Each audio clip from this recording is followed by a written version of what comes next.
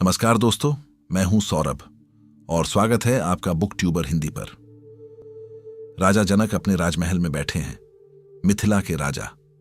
धन, सत्ता, वैभव सब कुछ है। दुनिया की हर चीज जिसे पाने के लिए इंसान अपनी पूरी जिंदगी दांव पर लगा देता है, वो सब जनक के कदमों में है। पर मन बेचैन है, एक अजीब सी घुटन है। सब कुछ पाकर भी कुछ खाली है, एक ऐसा खालीपन जिसे दुनिया की कोई दौलत भर नहीं सकती। जनक के मन में एक ही सवाल है, मैं कौन हूं? ये सब क्या है? क्या यही जीवन है? सैकड़ों गुरुओं से मिले, हजारों ग्रंथ पढ़े, पर शांति नहीं मिली, जवाब नहीं मिला। तभी दरबार में आता है एक टेढ़ा मेढ़ा साधु, एक ऐसा इंसान जिसका शरीर 8 जगहों से मुड़ा हुआ है, जिसे देखकर पहली नजर में दया या घृणा पैदा हो। उसका नाम है अष्टावक्र। दरबार के सारे पंडित, सारे ज्ञानी उसे देखकर हंसने लगते हैं। ये हमें ज्ञान देगा, लेकिन जनक की नजरें उस साधु की आंखों में अटक जाती हैं। उन आंखों में एक ब्रह्मांड जितनी गहराई थी, एक ऐसी शांति थी जिसे जनक ने जीवन भर खोजा था। और वही साधु, अपने टेढ़े मेढ़े शरीर वाला फकीर, जनक की पूरी जिंदगी, उसकी पूरी सोच, उसका पूरा अस्तित्व उलट देता है। अष्टावक्र गीता कोई किताब नहीं है, ये आत्मा का आईना है। ये कोई ज्ञान नहीं, बल्कि तुम्हारे अंदर सोए हुए सत्य पर एक चोट है। अगर तुमने इसे सच में समझ लिया, तुम खुद को ही नहीं, अपने पूरे जीवन को देख लोगे जैसे पहली बार देख रहे हो। यह उन लोगों के लिए नहीं है जो धर्म के नाम पर नियमों में बंधना चाहते हैं। यह उन लोगों के लिए है जो हर बंधन को तोड़ने के लिए तैयार हैं।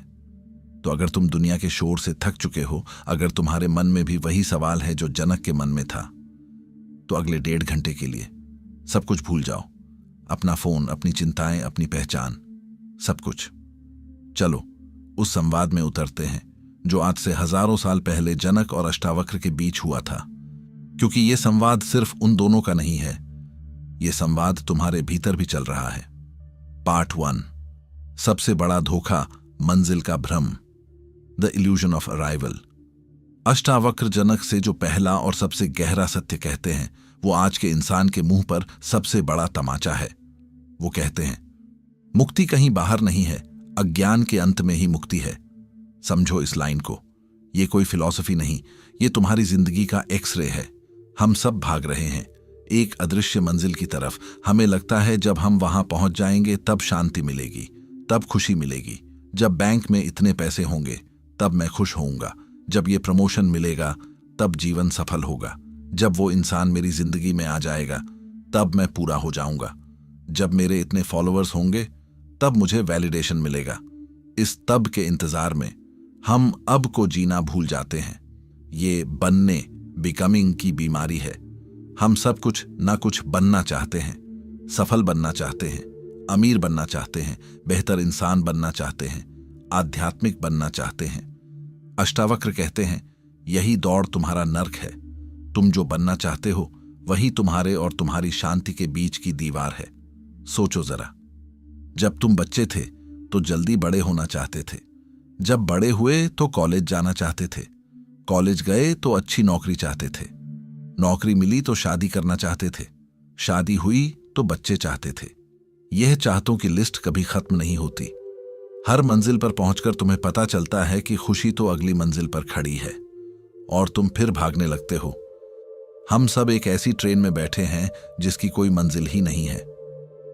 हम बस अगले स्टेशन के इंतजार में पूरी यात्रा बर्बाद कर रहे हैं। अष्टावक्र जनक को यही समझा रहे हैं, हे जनक, तू पहले से ही मुक्त है, तू पहले से ही शांत है, तू पहले से ही पूरा है। समस्या बाहर नहीं, तुम्हारे अज्ञान में है। अज्ञान क्या है? इग्नोरेंस। यह मानना कि तुम अधूरे हो, यह मानना कि तुम्हें शांति कहीं बाहर से मिलेगी, यह मानना कि तुम यह शरीर हो, यह मन हो, यह पद हो। जिस दिन यह अज्ञान गिरता है उसी पल मुक्ति है। कोई भविष्य में नहीं, कोई दूसरी दुनिया में नहीं, यहीं अभी। अष्टावक्र कहते हैं, तू करता नहीं है, तू केवल साक्षी है। तुम काम करने वाले नहीं हो, तुम बस उसे होते हुए देखने वाले हो। लेकिन हम क्या मानते हैं? मैंने यह हासिल किया, मेरी वजह से यह हुआ, मैं सफल हूं, मैं असफल हूं। यह मैं, यह कर्ता होने का भाव, यही अहंकार है और यही तुम्हारे सारे दुखों की जड़ है। जब तुम कर्ता बन जाते हो तो तुम परिणाम से बंध जाते हो। सफलता मिलती है तो अहंकार बढ़ता है। असफलता मिलती है तो दुख होता है। तुम एक झूले पर झूलते रहते हो, सुख और दुख, मान और अपमान। लेकिन जिस पल तुम समझ जाते हो कि तुम करता नहीं, सिर्फ देखने वाले हो, खेल बदल जाता है। तुम कर्म करते हो, अपना 100% देते हो, लेकिन परिणाम तुम्हें बांधता नहीं। इसे आज की भाषा में कहते हैं फ्लो स्टेट।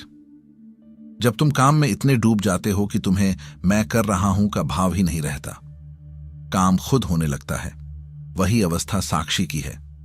अष्टावक्र का एक विरोधाभास समझो जो तुम्हारे दिमाग के तार हिला देगा। जो पहुंच गया वो जान गया, पहुंचने को कुछ था ही नहीं। The one who arrived realized there was nowhere to arrive. जो लोग सच में अपनी खोज के अंत तक पहुंचे, चाहे वो बुद्ध हों, कबीर हों या ओशो, उन सब ने एक ही बात कही कि हम जिसे खोज रहे थे वो तो हम पहले से ही थे। हम खजाने के ढेर पर बैठे भिखारी की तरह थे जो पूरी दुनिया में भीख मांग रहा था। आज का इंसान सब कुछ जानता है सिवाय खुद के। तुम्हारा गूगल भरा हुआ है पर मन खाली है। तुम जानते हो कि मार्स पर पानी है या नहीं, लेकिन तुम नहीं जानते कि तुम्हारे अंदर शांति का सोता कहाँ है। अष्टावक्र कोई नया ज्ञान नहीं दे रहे, वो बस तुम्हारी आंखों पर बंधी पट्टी को खींच रहे हैं। वो कह रहे हैं, भागना बंद करो, ठहरो, देखो, तुम जो हो वो बनने की कोशिश से कहीं ज्यादा है। तुम्हें जीना है या सिर्फ पहुंचते रहना है? ये सवाल खुद से पूछो, क्योंकि जिस मंजिल के लिए तुम अपनी सांसें कुर्बान कर रहे हो, उस मंजिल पर सिवाय तुम्हारे अहंकार के और कुछ नहीं मिलेगा। और अहंकार हमेशा अतृप्त रहता है। असली मंजिल भागने में नहीं, ठहरने में है, बनने में नहीं, होने में है। This is the shift from becoming too being. बस होना। जैसे एक फूल होता है, वो कुछ बनने की कोशिश नहीं करता, वो बस खिलता है। उसकी सुगंध उसकी मौजूदगी है। तुम भी वही हो। अपनी भागदौड़ में तुम अपनी सुगंध को भूल गए हो। इस एक लाइन को अपनी आत्मा में उतरने दो। ये कोई कविता नहीं है, ये तुम्हारी खोई हुई पहचान का नक्शा है। सुगंध। एक फूल अपनी सुगंध फैलाने के लिए मेहनत नहीं करता। वो कोई कोर्स नहीं करता, how to be fragrant in 30 days. वो बस खिलता है और सुगंध उसका स्वभाव है, उसकी मौजूदगी का इजहार है। वो बस होता है। और तुम भी एक फूल हो, एक अनूठा बेमिसाल फूल। तुम्हारे जैसा कोई दूसरा नहीं है। तुम्हारी चेतना की एक अपनी सुगंध है, एक अपना संगीत है। लेकिन तुम उस सुगंध पर भरोसा नहीं करते। तुम्हें बचपन से सिखाया गया है कि तुम्हारी असली सुगंध काफी नहीं है, तुम्हें उस पर कुछ छिड़कना पड़ेगा। सफलता का इत्र, डिग्री का परफ्यूम, अच्छे दिखने का डिओड्रेंट, आध्यात्मिक होने की महक। हम सब अपनी असली गंध को छुपाने के लिए इन उधार की खुशबुओं के पीछे भाग रहे हैं। हम एक ऐसी भीड़ में खड़े हैं जहां हर कोई दूसरे की तरह महकना चाहता है, और इस कोशिश में सब अपनी मौलिकता खो चुके हैं। यह भागदौड़, यह बनने की बीमारी, यह तुम्हारे पसीने की बदबू है। तुम मंजिल की तलाश में इतना तेज भागे कि तुम्हारी सांसें उखड़ गईं, और उस हांफती हुई सांस की गंध को ही तुमने जीवन की सुगंध मान लिया। आज का समाज इसी बदबू को महिमा मंडित करता है। इसे हसल कल्चर कहते हैं। जो जितना ज्यादा थका हुआ है, जिसकी आंखों के नीचे जितने गहरे गड्ढे हैं, जो जितना तनाव में है, उसे उतना ही सफल माना जाता है। हम पसीने को इत्र की तरह पहनते हैं। हम अपनी व्यस्तता के मेडल लटकाकर घूमते हैं। अगर अष्टावक्र आज हमें देखते तो वो हंसते। कैसी मूर्खता है।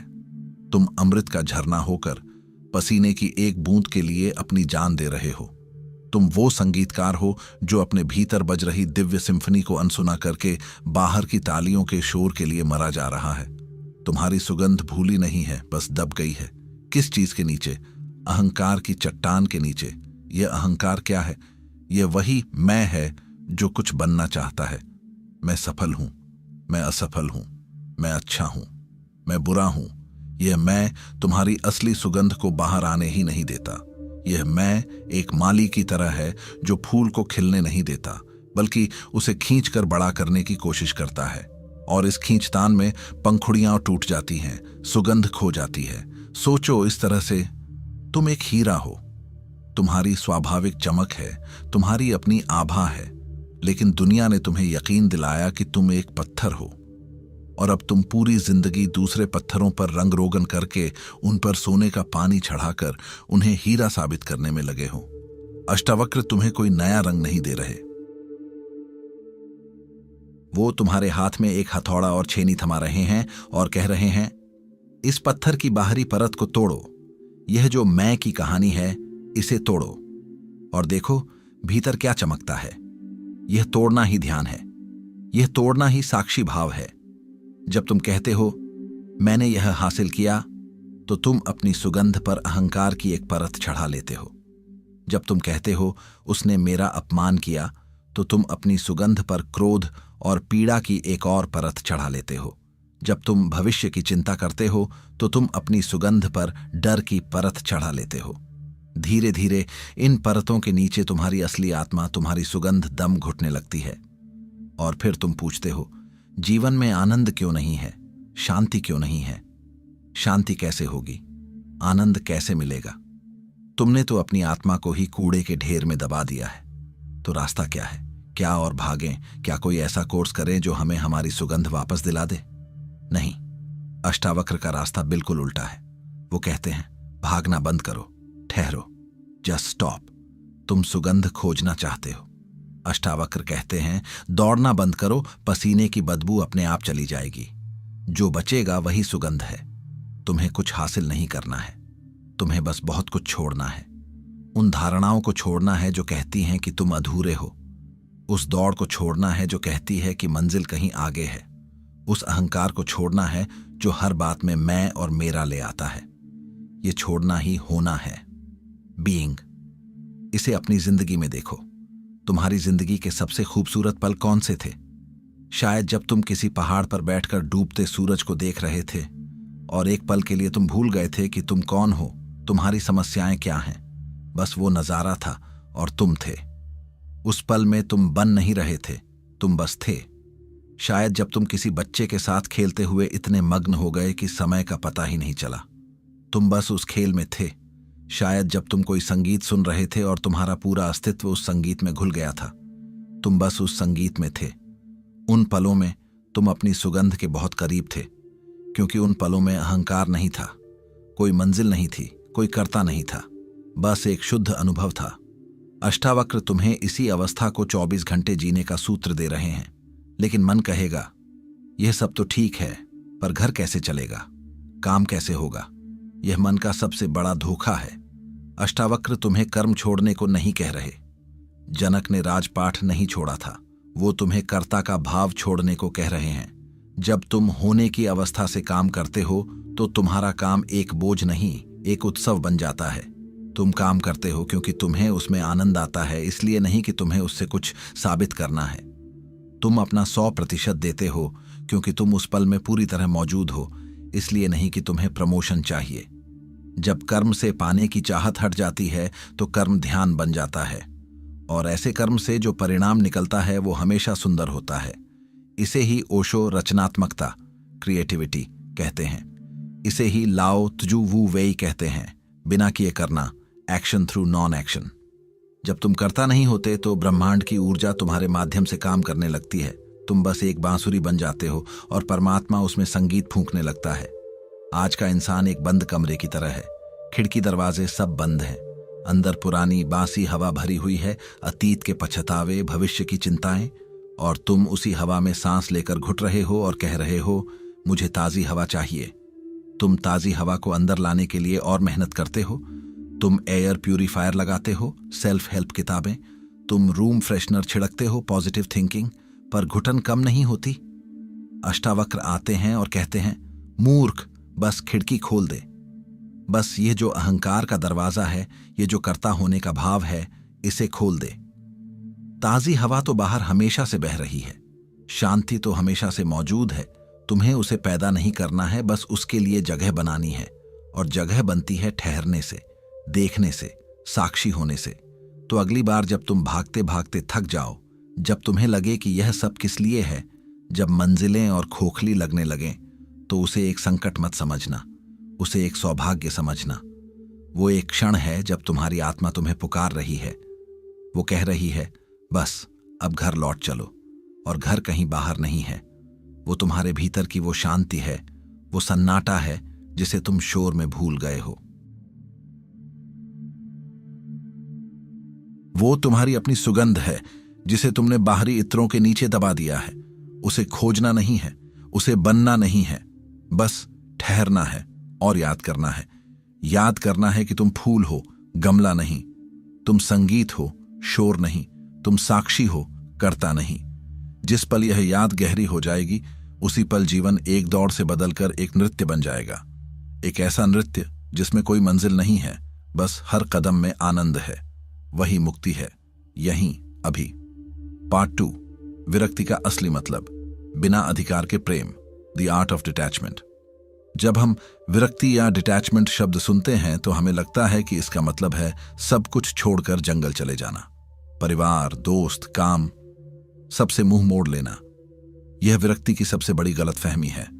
अष्टावक्र तुम्हें कायर बनना नहीं सिखा रहे, वो तुम्हें जिम्मेदारियों से भागने को नहीं कह रहे। जनक राजा थे, उन्होंने अपना राजपाट नहीं छोड़ा, अपना परिवार नहीं छोड़ा, तो फिर वो विरक्त कैसे हुए? अष्टावक्र की विरक्ति का मतलब है आसक्ति का अंत, मोह का अंत। It's not indifference, it's intelligent love without ownership. यह बिना अधिकार जताए प्रेम करने की कला है। समझो इसे गहराई से, क्योंकि यह तुम्हारी जिंदगी की 90% समस्याओं का हल है। तुम्हारा दुख क्या है? तुम्हारा दुख यह नहीं है कि कोई तुम्हें छोड़कर चला गया। तुम्हारा दुख यह है कि तुम मानते थे कि वो तुम्हारा था। तुम्हारा दुख यह नहीं है कि तुम्हारा पैसा डूब गया। तुम्हारा दुख यह है कि तुम मानते थे कि वो पैसा तुम्हारा था। तुम्हारा दुख यह नहीं है कि किसी ने तुम्हारी बेइज्जती कर दी। तुम्हारा दुख यह है कि तुम्हारी एक इमेज है जिसे तुम अपना मानते हो और उस पर चोट लगी है।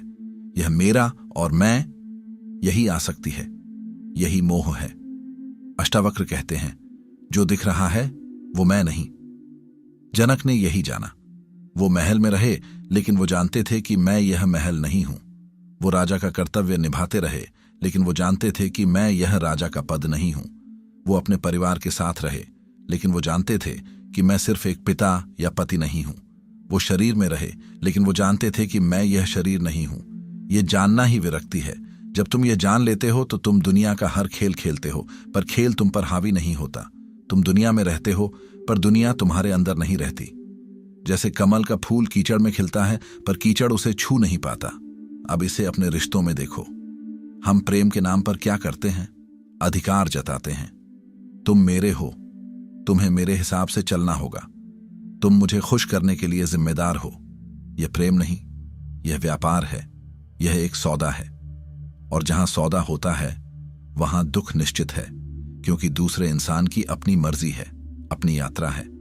वो तुम्हारी उम्मीदों का गुलाम नहीं हो सकता। तुम्हारा दुख इसलिए है क्योंकि तुम अपने चाहतों के गुलाम हो। तुम चाहते हो कि दुनिया, लोग, हालात सब तुम्हारे हिसाब से चलें, और जब ऐसा नहीं होता तो तुम तिल मिला उठते हो। अष्टावक्र कहते हैं, चाहतों को मत पकड़ो, जीवन को बहने दो। जो आ रहा है उसका स्वागत करो, जो जा रहा है उसे धन्यवाद के साथ विदा करो। पकड़ो मत, क्योंकि तुम जिसे भी पकड़ने की कोशिश करोगे वो रेत की तरह तुम्हारी मुट्ठी से फिसल जाएगा। चाहे वो इंसान हो, पैसा हो या जवानी हो। ये ठंडा या पत्थर दिल होना नहीं है, ये तो प्रेम का सबसे शुद्ध रूप है। जब तुम किसी से अटैच नहीं होते तब तुम उसे सच में प्रेम कर पाते हो, क्योंकि अब तुम्हारे प्रेम में कोई शर्त नहीं है, कोई उम्मीद नहीं है, तुम बस देते हो। तुम्हारा प्रेम एक फूल की तरह है जो अपनी सुगंध सबके लिए बिखेरता है। वो यह नहीं देखता कि कौन अच्छा है और कौन बुरा। जब जनक विरक्त हुए तो वो एक बेहतर राजा बने, एक बेहतर पिता बने, क्योंकि अब वो हर फैसला बिना किसी व्यक्तिगत स्वार्थ के, बिना किसी डर के ले सकते थे। जब तुम चीजों से, लोगों से, अपनी इमेज से अपनी पहचान जोड़ना बंद कर देते हो तो तुम निडर हो जाते हो। अब तुम्हें खोने को कुछ नहीं है, और जो इंसान कुछ खोने से नहीं डरता उसे कोई हरा नहीं सकता। सोचो जरा, तुम दिन भर में कितनी चीजों से अपनी पहचान जोड़ते हो। तुम्हारा फोन, तुम्हारे कपड़े, तुम्हारी गाड़ी, तुम्हारा घर, तुम्हारी नौकरी, तुम्हारे विचार, इनमें से किसी पर भी हल्की सी खरोंच आती है तो तुम्हें दर्द होता है। क्यों? क्योंकि तुमने इन बेजान चीजों को अपनी चेतना का हिस्सा बना लिया है। तुम चीजों के मालिक नहीं, चीजों के गुलाम बन गए हो। अष्टावक्र तुम्हें इसी गुलामी से आजाद होने का रास्ता दिखा रहे हैं। वो कह रहे हैं, इस्तेमाल करो सब कुछ, पर किसी चीज को खुद पर हावी मत होने दो। तुम इस दुनिया में एक यात्री हो, एक मेहमान हो। मेहमान घर को अपना नहीं समझता, वो घर का आनंद लेता है और जब जाने का समय आता है तो शांति से चला जाता है। विरक्ति का यही सार है। जीवन का आनंद लो पूरी तीव्रता से, प्रेम करो पूरी गहराई से, काम करो पूरी लगन से, लेकिन हमेशा याद रखो, मैं यह नहीं हूं, मैं इन सब को देखने वाला हूं। I am the watcher on the हिल। मैं पहाड़ी पर बैठा वो साक्षी हूं। इस एक वाक्य को सिर्फ सुनो मत, इसे महसूस करने की कोशिश करो। अपनी आंखें एक पल के लिए बंद करो। कल्पना करो, तुम एक शांत, स्थिर, ऊंची पहाड़ी पर बैठे हो। तुम्हारे नीचे दूर तक फैली हुई एक घाटी है जिसमें एक पूरा शहर बसा हुआ है। यह शहर है तुम्हारी जिंदगी। इस शहर में ट्रैफिक है, शोर है, इमारतें बन रही हैं, कुछ घर टूट रहे हैं, कहीं शादी की शहनाई बज रही है तो कहीं कोई अस्पताल में आखिरी सांसें ले रहा है। यह शहर कभी सोता नहीं। इसमें भाग दौड़ है, महत्वाकांक्षा है, प्रेम है, धोखा है, हंसी है, आंसू है। जब तुम शहर के अंदर होते हो, किसी गली में, किसी ट्रैफिक जाम में फंसे होते हो, तो तुम्हें क्या दिखता है? तुम्हें सिर्फ अपने आगे वाली गाड़ी का बम्पर दिखता है, बगल वाले का गुस्से में चिल्लाता चेहरा दिखता है, हॉर्न का शोर सुनाई देता है। तुम्हें लगता है कि यही पूरी दुनिया है। ये ट्रैफिक जाम तुम्हारी पूरी सच्चाई बन जाता है। तुम छटपटाते हो, गुस्सा करते हो, बेबस महसूस करते हो। लेकिन आज तुम उस ट्रैफिक जाम में नहीं हो, तुम उस पहाड़ी पर हो। यहां पहाड़ी पर हवा चल रही है, ठंडी ताजी हवा। यहां शांति है। यहां से तुम नीचे उस पूरे शहर को देख सकते हो। तुम उस ट्रैफिक जाम को भी देख रहे हो जहां तुम कल फंसे थे, लेकिन यहां से वो बस गाड़ियों की एक लाल बत्तियों की कतार जैसा दिखता है। तुम्हें यहां से उस जाम का शोर नहीं, बल्कि एक धीमी, गूंजती हुई ध्वनि सुनाई दे रही है, जैसे समंदर की लहरें। तुम देख रहे हो कि शहर के दूसरे कोने में एक मेला लगा है। बच्चे हंस रहे हैं, झूले चल रहे हैं, रोशनी है। तुम देख रहे हो कि एक ऑफिस की इमारत में देर रात तक बत्तियां जल रही हैं। कोई अपने सपनों के लिए मेहनत कर रहा है।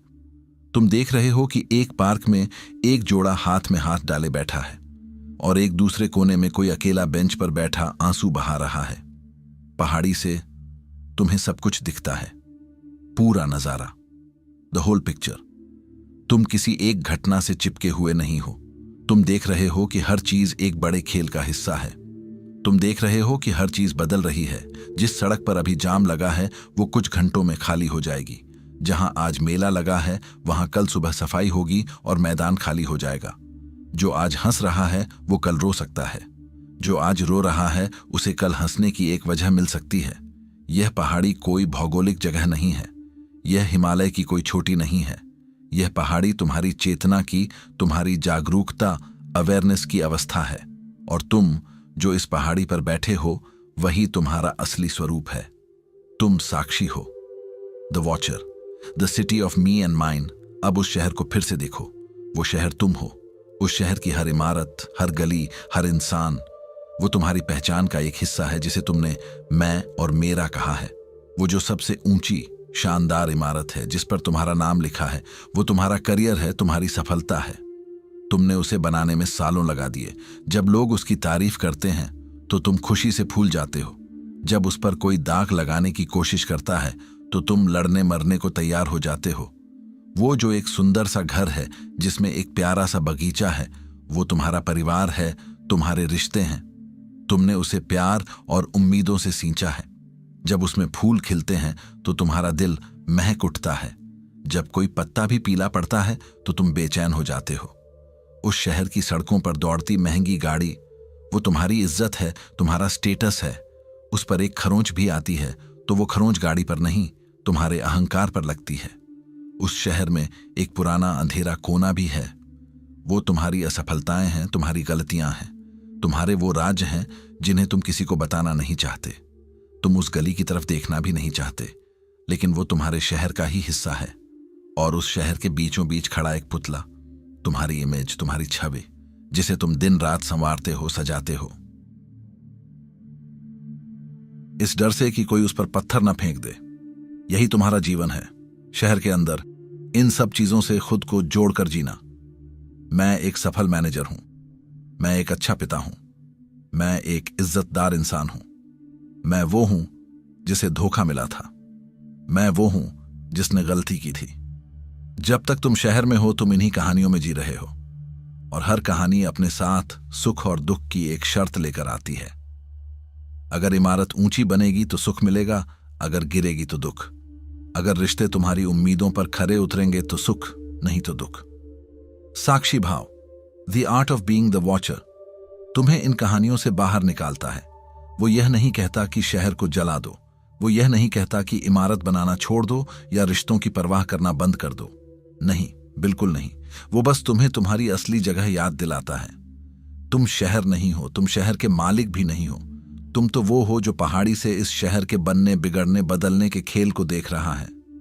यह कोई फिलॉसफी की बात नहीं है जिसे सुनकर भूल जाना है। यह एक 24/7 की प्रैक्टिस है। इसे अपनी रोज की जिंदगी में उतार कर देखो।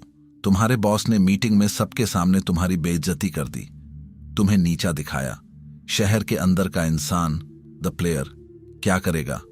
उसका खून खौल उठेगा, दिल की धड़कन तेज हो जाएगी, मुट्ठियां भींच जाएंगी, उसके दिमाग में विचार दौड़ेंगे। उसकी हिम्मत कैसे हुई? मैं उसे छोड़ूंगा नहीं। सब मेरे बारे में क्या सोच रहे होंगे? मेरी इमेज खत्म हो गई। यह प्लेयर अब कई दिनों तक इस अपमान की आग में जलेगा। वो बदला लेने की सोचेगा या डिप्रेशन में चला जाएगा। उसका सारा चैन लुट जाएगा। अब द वॉचर को बुलाओ, पहाड़ी पर चढ़ जाओ, एक गहरी सांस लो और नीचे शहर में इस घटना को देखो। साक्षी क्या देखता है? साक्षी देखता है कि एक शरीर है जिसके अंदर कुछ केमिकल रिएक्शन हो रहे हैं। एड्रेनालाइन दौड़ रहा है। साक्षी देखता है कि दिमाग में कुछ विचार चल रहे हैं, जैसे स्क्रीन पर शब्द, अपमान, बदला, इमेज। साक्षी देखता है कि एक इंसान, बॉस है, जो शायद अपनी किसी असुरक्षा, इनसिक्योरिटी या दबाव की वजह से चिल्ला रहा है। साक्षी देखता है कि दूसरा इंसान, तुम, अपनी इमेज की कहानी से बहुत ज्यादा जुड़ा होने के कारण दुखी हो रहा है। साक्षी जज नहीं करता। वो यह नहीं कहता कि बॉस सही है और तुम गलत। वो यह भी नहीं कहता कि तुम सही हो और बॉस गलत। वो बस देखता है, बिना किसी लेबल के। और इस देखने के शांत पल में एक जादू होता है। जैसे ही तुम घटना को, अपने गुस्से को, अपने विचारों को एक दर्शक बनकर देखते हो, वो अपनी शक्ति खो देते हैं। गुस्से का जो बादल तुम्हारे सिर पर मंडरा रहा था, वो अब तुमसे दूर आसमान में तैरता एक बादल दिखता है। तुम उस बादल से अलग हो जाते हो। अब पहाड़ी से तुम ज्यादा साफ देख सकते हो। तुम शायद समझ पाओ कि इस स्थिति में सबसे सही कदम क्या है। शायद तुम्हें बॉस से अकेले में बात करनी चाहिए, शायद तुम्हें इस बात को नजरअंदाज करना चाहिए, या शायद तुम्हें एक नई नौकरी ढूंढनी चाहिए। जो भी फैसला होगा वो बदले की आग से नहीं, बल्कि एक शांत और स्थिर मन से निकलेगा, और वही सबसे सही फैसला होगा। तुम्हारे पार्टनर ने तुमसे कुछ ऐसा कह दिया जिससे तुम्हें गहरा दुख पहुंचा। द प्लेयर क्या महसूस करता है? मुझे धोखा मिला, मुझे समझा नहीं गया, मैंने इतना कुछ किया और बदले में मुझे यह मिला। यह प्लेयर प्रेम को एक व्यापार की तरह देखता है, उम्मीदों का खाता बनाता है, और जब खाता बराबर नहीं होता तो वो दिवालिया महसूस करता है। वो चीखता है, लड़ता है, दरवाजे पटकता है, या चुपचाप अंदर ही अंदर घुटता है। अब पहाड़ी पर चढ़ो, द वॉचर्स व्यू। साक्षी क्या देखता है? साक्षी दो इंसानों को देखता है। दोनों की अपनी अपनी परवरिश है, अपने अपने डर हैं, अपनी अपनी अधूरी इच्छाएं हैं। साक्षी देखता है कि शब्द कहे गए, उन शब्दों ने तुम्हारे अंदर एक पुरानी चोट को छू लिया, दुख की एक लहर उठी। साक्षी तुम्हारे पार्टनर के अंदर के दर्द को भी देख सकता है, जिस दर्द की वजह से शायद उसने वो शब्द कहे। साक्षी यह नहीं कहता कि कोई बात नहीं, वो दर्द को नकारता नहीं है, वो दर्द को महसूस होने देता है, लेकिन वो दर्द बन नहीं जाता। वो देखता है कि हाँ, इस शरीर और मन के तंत्र में दुख की एक अनुभूति हो रही है। बस इतना ही, मैं दुखी हूं की जगह दुख की एक अनुभूति हो रही है जिसे मैं देख रहा हूं। इस छोटे से बदलाव में जमीन आसमान का फर्क है। एक में तुम दुख के सागर में डूब रहे हो, दूसरे में तुम किनारे पर खड़े होकर लहरों को देख रहे हो। इस साक्षी भाव से जो प्रेम उपजता है वो सच्चा प्रेम है। वो बिना शर्त का है। क्योंकि अब तुम दूसरे इंसान को अपनी खुशी का जरिया नहीं बना रहे। तुम अपनी खुशी के लिए आत्मनिर्भर हो, क्योंकि तुम्हारी शांति उस पहाड़ी पर है, शहर की घटनाओं में नहीं। अब तुम अपने पार्टनर को वो जैसा है वैसा स्वीकार कर सकते हो। तुम उसे बदलने की कोशिश नहीं करते, क्योंकि तुम्हारी खुशी इस पर निर्भर नहीं है कि वो तुम्हारे हिसाब से चले। यह है बिना अधिकार के प्रेम। यह पहाड़ी सिर्फ बाहरी घटनाओं को देखने के लिए नहीं है, यह तुम्हारे अंदर की दुनिया को देखने के लिए भी है। तुम्हारा मन भी एक शहर है, और उसमें विचारों का ट्रैफिक 24 घंटे चलता रहता है। कभी भविष्य की चिंता की तेज रफ्तार गाड़ियां, कभी अतीत के पछतावे की पुरानी धुआं छोड़ती बसें, कभी किसी की कही बात का छोटा सा स्कूटर जो बार बार तुम्हारे दिमाग की गलियों में चक्कर काटता रहता है। तुम क्या करते हो? तुम हर गाड़ी के पीछे भागते हो। चिंता की गाड़ी आती है, तुम उसमें बैठ जाते हो और भविष्य के अनजाने स्टेशनों तक घूमते रहते हो। पछतावे की बस आती है, तुम उसमें चढ़ जाते हो और उसी पुरानी गलियों में भटकते रहते हो जहां तुम पहले भी हजारों बार भटक चुके हो। साक्षी बनो, पहाड़ी पर बैठो और अपने दिमाग के इस ट्रैफिक को बस देखो। विचार आ रहे हैं, जा रहे हैं, उन्हें रोको मत, उनसे लड़ो मत, बस देखो। ओह, ये एक चिंता का विचार है, देखो और उसे जाने दो। ये एक गुस्से का विचार है, देखो और उसे जाने दो। ये एक सेक्सुअल इच्छा का विचार है, देखो और उसे जाने दो। तुम देखोगे कि तुम विचार नहीं हो, तुम विचारों को देखने वाले हो। विचार तो बस बादल हैं और तुम पूरा आसमान हो। बादल आते हैं और चले जाते हैं, आसमान वहीं रहता है, अविचल, शांत, अनंत। इसी तरह तुम्हारी भावनाएं, इमोशंस तुम्हारे अंदर का मौसम है। कभी गुस्से की आंधी, कभी दुख की बारिश, कभी जलन की उमस भरी गर्मी और कभी खुशी की खिली हुई धूप। तुम क्या करते हो? जब धूप खिलती है तो तुम नाचने लगते हो और चाहते हो कि हमेशा धूप ही रहे। जब बारिश होती है तो तुम भीग कर उदास हो जाते हो और चाहते हो कि यह बारिश अभी रुक जाए। तुम मौसम से लड़ते हो और इसीलिए दुखी होते हो। साक्षी बनो, देखो कि आज अंदर दुख की बारिश हो रही है। ठीक है, भीगो मत, अपनी जागरूकता का छाता खोल लो। देखो कि बूंदें गिर रही हैं, महसूस करो उस उदासी को। पर यह याद रखो कि मैं यह बारिश नहीं हूं, मैं तो वो आसमान हूं जिसमें यह बारिश हो रही है। जब तुम ऐसा करते हो तो तुम देखोगे कि कोई भी मौसम हमेशा नहीं रहता। आंधी आएगी और चली जाएगी, बारिश होगी और बंद हो जाएगी, धूप भी हमेशा नहीं रहेगी। इस साक्षी भाव से एक गहरी स्वीकृति, एक्सेप्टेंस पैदा होती है। तुम जीवन से लड़ना बंद कर देते हो, तुम उसके बहाव के साथ बहना सीख जाते हो। यहीं पर लोग सबसे बड़ी गलती करते हैं। उन्हें लगता है कि साक्षी बनने का मतलब है पत्थर दिल हो जाना, भावनाओं से शून्य हो जाना। यह इससे ज्यादा गलत नहीं हो सकता। सोचो, एक सर्जन को ऑपरेशन करना है। अगर वो मरीज के दर्द को देखकर रोने लगे, उसके हाथ कांपने लगे, तो क्या वो ऑपरेशन कर पाएगा? नहीं। उसे एक डिटैच्ड इन्वॉल्वमेंट चाहिए। उसे दर्द के प्रति संवेदनशील होना है, लेकिन दर्द में डूबना नहीं है। उसे करुणा, कंपैशन रखनी है, मोह, अटैचमेंट नहीं। साक्षी पत्थर नहीं है, साक्षी तो प्रेम का सबसे शुद्ध रूप है। जब तुम शहर के अंदर होते हो तो तुम्हारा प्रेम स्वार्थ से भरा होता है। मैं तुमसे प्रेम करता हूं क्योंकि तुम मुझे अच्छा महसूस कराते हो। मैं अपने बच्चे से प्रेम करता हूं क्योंकि वो मेरा है, मेरा नाम रोशन करेगा। लेकिन जब तुम पहाड़ी पर होते हो तो तुम हर चीज को करुणा से देखते हो। तुम शहर के लोगों की भागदौड़, उनके संघर्ष, उनकी छोटी छोटी खुशियां देखते हो और तुम्हारा दिल नफरत या जजमेंट से नहीं, बल्कि एक गहरी समझ और करुणा से भर जाता है। तुम एक बेहतर पिता, एक बेहतर दोस्त, एक बेहतर इंसान बनते हो, क्योंकि अब तुम लोगों को अपनी जरूरतों को पूरा करने का साधन नहीं समझते। तुम हर इंसान को उसकी अपनी यात्रा पर एक मुसाफिर की तरह देखते हो। तुम्हारा प्रेम अब किसी को पकड़ने या बांधने की कोशिश नहीं करता। तुम्हारा प्रेम अब एक खुली हथेली की तरह है, एक भींचे हुई मुट्ठी की तरह नहीं। द अल्टीमेट फ्रीडम विरक्ति का असली मतलब जंगल जाना नहीं है। विरक्ति का असली मतलब है शहर में रहते हुए यह याद रखना कि तुम पहाड़ी हो। अपनी सारी जिम्मेदारियां निभाओ, राजा जनक की तरह राजपाट संभालो, पूरी लगन से काम करो, पूरी गहराई से प्रेम करो, जीवन के हर रस का आनंद लो। लेकिन भीतर यह स्मृति, यह जागरूकता हमेशा जलती रहे। मैं यह शरीर नहीं हूं, यह तो शहर की एक इमारत है जो एक दिन पुरानी होगी और गिर जाएगी। मैं यह मन नहीं हूं, यह तो शहर का ट्रैफिक है जो आता जाता रहता है। मैं यह पद या पहचान नहीं हूं, यह तो बस एक पुतला है जिस पर लोगों ने कुछ नाम चिपका दिए हैं। मैं इन सब का उपयोग कर रहा हूं, लेकिन मैं इनमें से कुछ भी नहीं हूं। मैं वो हूं जो इन सबको देख रहा है। मैं वो शांत, स्थिर, अविचल चेतना हूं। I am the watcher on the हिल। इस अवस्था में कोई डर नहीं बचता। तुम्हें क्या खोने का डर होगा? पैसा? वो तो शहर के बाजार का एक आंकड़ा है जो घटता बढ़ता रहता है। रिश्ते? तुम लोगों को पकड़ नहीं रहे, तुम उनके साथ प्रेम से चल रहे हो। जो साथ है उसका स्वागत है, जो बिछड़ गया उसे धन्यवाद के साथ विदाई। इज्जत?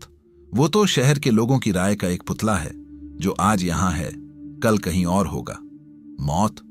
वो तो बस इस शरीर रूपी इमारत के गिरने की घटना है। तुम तो पहाड़ी हो, तुम कहां मरोगे? यही है असली स्वतंत्रता, यही है परम निर्भयता। ये कोई एक दिन में हासिल होने वाली चीज नहीं है, ये एक पल पल का अभ्यास है। तुम बार बार भूलोगे, बार बार शहर के ट्रैफिक में फंस जाओगे, लेकिन जैसे ही याद आए, एक गहरी सांस लेना और अपनी चेतना को वापस उस पहाड़ी पर ले आना। हर बार जब तुम ऐसा करोगे, तुम थोड़ा और मजबूत होगे। पहाड़ी पर टिकने की तुम्हारी क्षमता बढ़ती जाएगी।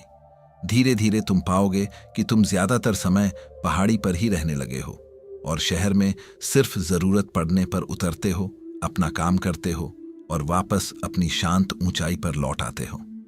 तो अपनी आंखें खोलो, देखो अपनी जिंदगी को और खुद से पूछो, क्या तुम शहर की एक भीड़ भरी गली हो या वो शांत पहाड़ी हो जो उस गली को देख रही है?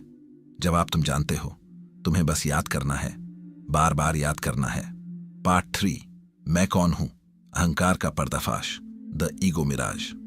अष्टावक्र और जनक के संवाद का जो केंद्र है, जो सार है, वो एक ही चीज को तोड़ने पर टिका है, अहंकार, ईगो। अष्टावक्र के अनुसार तुम्हारा एकमात्र बंधन, तुम्हारी एकमात्र जेल तुम्हारा अहंकार ही है। पर यह अहंकार है क्या? यह कोई शैतान नहीं है जो तुम्हारे अंदर बैठा है। अहंकार बस एक कहानी है, एक कहानी जो तुमने अपने बारे में बना रखी है और दुनिया उस कहानी पर मुहर लगाती रहती है। जब तुम पैदा हुए थे तो तुम कोई कहानी नहीं थे, तुम बस एक शुद्ध चेतना थे, एक कोरा कागज। फिर लोगों ने उस पर लिखना शुरू किया, यह तुम्हारा नाम है, तुम लड़के हो, तुम इस धर्म के हो, तुम इस देश के हो, तुम होशियार हो, तुम नालायक हो। हजारों लेबल्स, हजारों पहचाने तुम पर चिपका दी गईं और तुमने उस कहानी को सच मान लिया। आज तुम जो भी मानते हो कि तुम हो, मैं एक डॉक्टर हूं, मैं एक मां हूं, मैं एक डिप्रेस्ड इंसान हूं, मैं एक सफल व्यक्ति हूं, यह सब कहानी का हिस्सा है, यह तुम्हारी असली पहचान नहीं है। अष्टावक्र एक हथौड़े की तरह इस कहानी पर चोट करते हैं। वो कहते हैं, तू न देह है, न मन, न बुद्धि, न अहंकार, तू इन सब से परे विशुद्ध चैतन्य है। You are not the body, not the mind, not the intellect, not the ego, you are pure consciousness beyond all of them. इसे महसूस करने की कोशिश करो। तुम्हारा शरीर बदल रहा है, बचपन में कुछ और था, आज कुछ और है, बुढ़ापे में कुछ और होगा। तो तुम शरीर कैसे हो सकते हो? तुम तो उस बदलते हुए शरीर को देखने वाले हो। तुम्हारे विचार बदल रहे हैं। 10 साल पहले जो सोचते थे आज नहीं सोचते, कल कुछ और सोचोगे। तो तुम विचार कैसे हो सकते हो? तुम तो उन आते जाते विचारों को देखने वाले हो। तुम्हारी भावनाएं बदल रही हैं। अभी खुशी है, 2 पल बाद दुख होगा। तो तुम भावनाएं कैसे हो सकते हो? तुम तो उन भावनाओं के मौसम को देखने वाले हो। तो फिर तुम कौन हो? अष्टावक्र कहते हैं, तू साक्षी है। You are the witness, the watcher, the awareness. तुम वो स्क्रीन हो जिस पर जिंदगी की पूरी फिल्म चल रही है। फिल्म में सुख के सीन आते हैं, दुख के सीन आते हैं, ड्रामा होता है, कॉमेडी होती है, पर स्क्रीन पर कोई असर नहीं पड़ता। स्क्रीन बस खाली रहती है, वो बस देखती है। तुम वही स्क्रीन हो, लेकिन तुमने खुद को फिल्म का एक किरदार मान लिया है और इसीलिए तुम दुखी होते हो। अष्टावक्र का यह सबसे बड़ा ट्रूथ बॉम्ब है। तुम जो कुछ भी सोचते हो कि तुम हो, वो बस एक कहानी है, और जो उस कहानी को देख रहा है वही असली तुम हो। जब कोई तुम्हारी तारीफ करता है तो कौन खुश होता है? तुम्हारा अहंकार, तुम्हारी कहानी। जब कोई तुम्हारी बेइज्जती करता है तो किसको चोट पहुंचती है? तुम्हारे अहंकार को, तुम्हारी कहानी को, तुम्हारे असली स्वरूप को। उस साक्षी को कोई छू भी नहीं सकता। उसे न मान चाहिए, न अपमान का डर है। वो तो बस देखता है। जिस दिन तुम्हें अपने अंदर का यह देखने वाला मिल गया, उस दिन तुम मुक्त हो जाओगे, क्योंकि अब दुनिया का कोई भी ड्रामा तुम्हें परेशान नहीं कर सकता। दर्द होगा शरीर को, पर तुम जानोगे मैं शरीर नहीं हूं। मन में चिंता आएगी, पर तुम जानोगे मैं मन नहीं हूं। हार मिलेगी, पर तुम जानोगे मैं हार या जीत नहीं हूं। तुम जीवन के खेल को एक दर्शक की तरह देखने लगोगे, और जो दर्शक होता है वो खेल का पूरा मजा लेता है, पर हार जीत से दुखी नहीं होता। अहंकार को खत्म कैसे करें? अष्टावक्र कहते हैं, उसे खत्म करने की कोशिश मत करो, क्योंकि जो खत्म करने की कोशिश करेगा वो भी अहंकार ही होगा। मैं अपने अहंकार को मारना चाहता हूं। यह अहंकार का सबसे बड़ा बयान है। तो फिर क्या करें? बस देखो, जस्ट वॉच। अपने अहंकार को देखो, अपनी कहानी को देखो। देखो कि कैसे मन, मैं और मेरा का खेल रचता है। देखो कि कैसे वो दूसरों से तुलना करता है। देखो कि कैसे वो वैलिडेशन के लिए भूखा रहता है, बिना जज किए, बिना बदलने की कोशिश किए। बस देखो, तुम्हारी देखने की शक्ति, तुम्हारी जागरूकता, अवेयरनेस की रोशनी में यह अहंकार का अंधेरा अपने आप पिघलने लगता है। जैसे सूरज के उगने पर अंधेरा लड़ता नहीं, बस गायब हो जाता है, वैसे ही जब तुम साक्षी भाव में स्थिर हो जाते हो तो अहंकार बचता ही नहीं। तब जो बचता है वो है शुद्ध अस्तित्व, शुद्ध शांति, शुद्ध आनंद। वही तुम्हारा स्वभाव है। सोचो जरा, किस पहचान को बचाने के लिए तुम दिन रात लड़ रहे हो? अपनी अच्छे इंसान की इमेज, अपनी सफल व्यक्ति की इमेज। यह सब रेत के किले हैं जो आज नहीं तो कल ढह जाएंगे। तुम वो नहीं हो। तुम वो हो जो इन किलों को बनते और ढहते हुए देखता है। उस देखने वाले में टिक जाओ, वही घर है, बाकी सब सराय है। इस वाक्य को पढ़ो मत, इसे जियो। एक पल के लिए अपनी आंखें बंद करो और इस रूपक मेटाफोर की सच्चाई को अपने अंदर उतरने दो। सराय क्या होती है? एक होटल, एक धर्मशाला, एक अस्थाई पड़ाव। तुम वहां जाते हो, कुछ समय के लिए रुकते हो। तुम उसके कमरे को सजाते नहीं, तुम उसकी दीवारों पर अपने पुरखों की तस्वीरें नहीं लगाते। तुम जानते हो कि यह तुम्हारा नहीं है। तुम इसका इस्तेमाल करते हो, किराया चुकाते हो और एक दिन चले जाते हो। सराय में हमेशा एक तरह का शोर होता है, एक तरह की भागदौड़। लोग आते हैं, लोग जाते हैं, हर कोई अपनी यात्रा पर है, कोई स्थायी नहीं है। और घर क्या होता है? घर सिर्फ ईंट और गाड़े की एक इमारत नहीं है। घर एक एहसास है। वो जगह है जहां तुम्हें होने के लिए कोई मुखौटा नहीं पहनना पड़ता, जहां तुम अपने बिखरे हुए रूप में, अपने सबसे कमजोर पलों में भी स्वीकार किए जाते हो। घर वो शांति है जो दिन भर की भाग दौड़ के बाद मिलती है। घर वो खामोशी है जिसमें तुम्हें शब्द नहीं खोजने पड़ते। घर वो जगह है जहां तुम बस होते हो, जहां होना ही काफी है। अब अपनी जिंदगी को देखो। तुम्हारा शरीर यह एक सराय है। तुम्हें यह कुछ दशकों के लिए मिला है। तुम इसका इस्तेमाल करते हो, लेकिन एक दिन तुम्हें यह कमरा खाली करना पड़ेगा। तुम्हारा मन यह भी एक बहुत व्यस्त सराय है। इसमें विचारों और भावनाओं के हजारों मुसाफिर आते जाते रहते हैं। कोई विचार कुछ पल रुकता है, कोई भावना कुछ दिन, कोई याद बरसों तक एक कमरा घेर कर बैठी रहती है, लेकिन कोई भी स्थायी नहीं है। तुम्हारा नाम, तुम्हारी नौकरी, तुम्हारे रिश्ते, तुम्हारी सफलता, तुम्हारी असफलता, ये सब उस सराय के अलग अलग कमरे और गलियारे हैं जिसमें तुम भटक रहे हो। और तुम क्या कर रहे हो? तुमने सराय को ही अपना घर मान लिया है। तुम एक अस्थायी कमरे की दीवारों को सोने से मढ़ने में अपनी पूरी जिंदगी लगा रहे हो। तुम इस बात पर लड़ रहे हो कि तुम्हारे कमरे का नजारा बगल वाले के कमरे से बेहतर क्यों नहीं है। तुम इस डर में जी रहे हो कि होटल का मैनेजर, समाज, बॉस, दुनिया तुम्हें कहीं बाहर ना निकाल दे। तुम इस चिंता में हो कि दूसरे मुसाफिर तुम्हारे बारे में क्या सोचते हैं। तुमने सराय के शोर को इतना अपना लिया है कि तुम्हें खामोशी से डर लगने लगा है। अष्टावक्र तुम्हें इसी सराय से बाहर निकालकर तुम्हारे असली घर का पता बता रहे हैं, और वो घर कहीं बाहर नहीं है। वो हिमालय की किसी गुफा में नहीं है। वो मरने के बाद किसी स्वर्ग में नहीं है। वो घर तुम्हारे ही अंदर है। वो घर है देखने वाला, द विटनेस, वो साक्षी भाव। ये सराय तुमने बनाई कैसे? यह अहंकार का किला खड़ा कैसे हुआ? याद करो, जब तुम एक छोटे बच्चे थे तो तुम बस थे।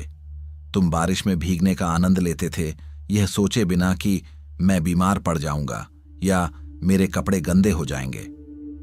तुम बिना किसी कारण के हंसते थे, तुम रोते थे और अगले ही पल सब भूल कर खेलने लगते थे। तुम एक बहती हुई नदी थे। फिर आर्किटेक्ट आए, तुम्हारे माता पिता, तुम्हारे शिक्षक, तुम्हारा समाज। उन्होंने नदी पर बांध बनाना शुरू किया। पहली ईंट रखी गई, तुम्हारा नाम। तुम राहुल हो। तुम जो एक असीम चेतना थे, उसे एक शब्द में बांध दिया गया। दूसरी ईंट, तुम्हारी पहचान। तुम लड़के हो, लड़कों को ऐसे करना चाहिए, वैसे नहीं। फिर ईंट पर ईंट लगती गई। तुम होशियार हो, अहंकार की एक चमकदार ईंट। तुम जिद्दी हो, अपराध बोध की एक काली ईंट। तुम शर्मा परिवार के हो, हमारी इज्जत का ख्याल रखना, उम्मीदों की एक भारी ईंट। तुम्हें डॉक्टर बनना है, महत्वाकांक्षा की एक सुनहरी ईंट। तुम मोटे हो, तुम सुंदर हो, तुम अच्छे हो, तुम बुरे हो। हजारों ऐसी ईंटें, तुम्हारी तारीफ, तुम्हारी आलोचना, तुम्हारी सफलता, तुम्हारी असफलता। हर अनुभव, हर याद एक ईंट बनती गई और इन सब ईंटों से तुमने अपनी एक भव्य इमारत खड़ी कर ली। मैं, द आई, ये है अहंकार की सराय। और अब तुम इस इमारत के चौकीदार बन गए हो। तुम दिन रात इसकी सुरक्षा में लगे हो। कोई तुम्हारी आलोचना करता है तो तुम्हें लगता है कि वो तुम्हारी इमारत पर पत्थर फेंक रहा है। तुम तिलमिला उठते हो, तुम लड़ने लगते हो। कोई तुमसे आगे निकल जाता है तो तुम्हें लगता है कि उसकी इमारत तुमसे ऊंची बन गई है। तुम ईर्ष्या और असुरक्षा से भर जाते हो। तुम दिन भर अपनी इस इमारत को सजाने, संवारने और दूसरों की इमारतों से तुलना करने में लगे रहते हो। तुम सोशल मीडिया पर अपनी इमारत की सबसे सुंदर तस्वीरें डालते हो ताकि लोग कहें, वाह क्या बात है।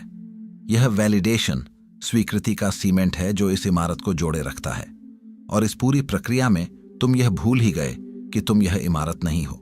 तुम तो वो खुला आसमान हो जिसके नीचे यह इमारत बनी है। तुम वो जमीन हो जिस पर यह इमारत टिकी है। तुम वो खाली जगह, स्पेस हो जिसमें यह इमारत मौजूद है। देखने वाला यही आसमान है, यही जमीन है, यही खाली जगह है। जब तुम इस देखने वाले में टिकते हो तो तुम अपनी इमारत से बाहर निकलकर खुली हवा में आकर उसे दूर से देखते हो और पहली बार तुम्हें दिखाई देता है कि यह कितनी छोटी और कितनी नाजुक है। तुम्हें दिखाई देता है कि यह रेत का एक किला है। चलो इस बात को और वास्तविक बनाते हैं। तुम्हारी इस सराय का एक टूर करते हैं। सुबह का कमरा, द मिरर रूम। तुम सुबह उठकर शीशे के सामने खड़े होते हो। तुम अपने चेहरे को नहीं देखते, तुम अपनी कहानी को देखते हो। मैं 40 साल का हो गया हूं, चेहरे पर झुर्रियां दिखने लगी हैं। मैं मोटा लग रहा हूं, मुझे सफल दिखना है। तुम्हारा दिन शुरू होता है अपनी कहानी को मेंटेन करने के तनाव से। साक्षी क्या देखता है? साक्षी बस एक प्रतिबिंब देखता है, बिना किसी कहानी के। वो देखता है कि एक शरीर है जो समय के साथ बदल रहा है, जो प्रकृति का नियम है। कोई तनाव नहीं, कोई जजमेंट नहीं। कार्यस्थल का गलियारा, द कॉर्पोरेट कॉरिडोर। तुम ऑफिस पहुंचते हो। मीटिंग में तुम्हारा बॉस तुम्हारे आइडिया को खारिज कर देता है। किसको चोट लगती है? तुम्हें नहीं, तुम्हारी मैं एक होशियार प्रोफेशनल हूं वाली कहानी को चोट लगती है। अहंकार घायल होता है, तुम्हारे सहकर्मी की तरक्की हो जाती है। कौन जलता है? तुम नहीं, तुम्हारी मुझे सबसे बेहतर होना है वाली कहानी असुरक्षित महसूस करती है। अहंकार में ईर्ष्या पैदा होती है। साक्षी क्या देखता है? साक्षी देखता है कि विचारों का आदान प्रदान हो रहा है। साक्षी देखता है कि एक व्यक्ति को एक नया पद मिला है। ये सब घटनाएं हैं। साक्षी इन घटनाओं को अपनी पहचान का हिस्सा नहीं बनाता।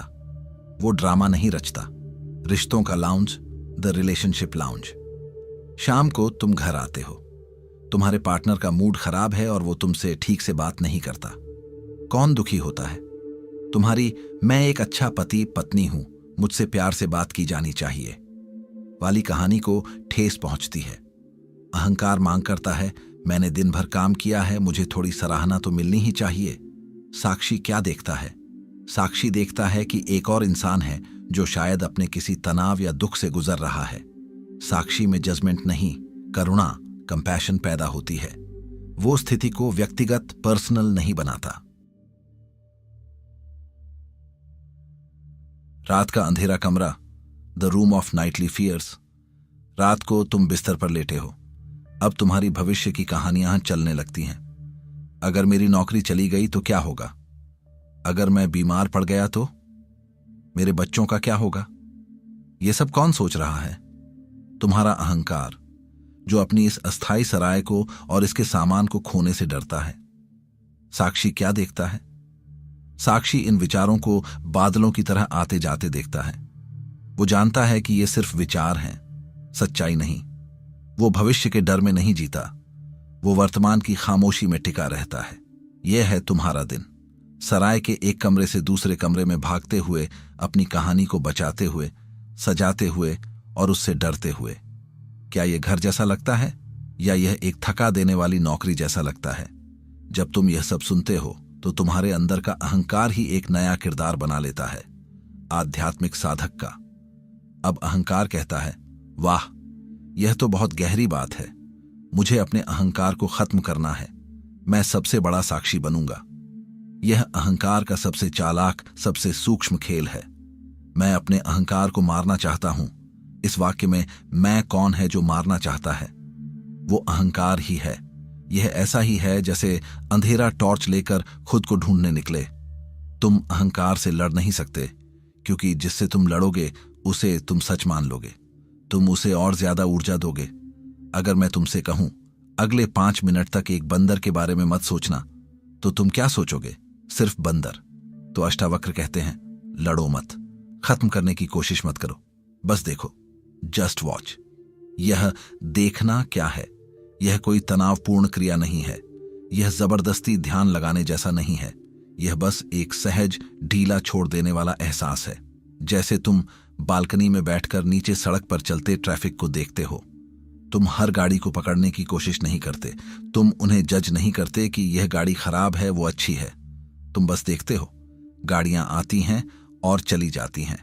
अपने अंदर के ट्रैफिक के साथ भी यही करो। जब गुस्से का विचार आए तो उसे देखो।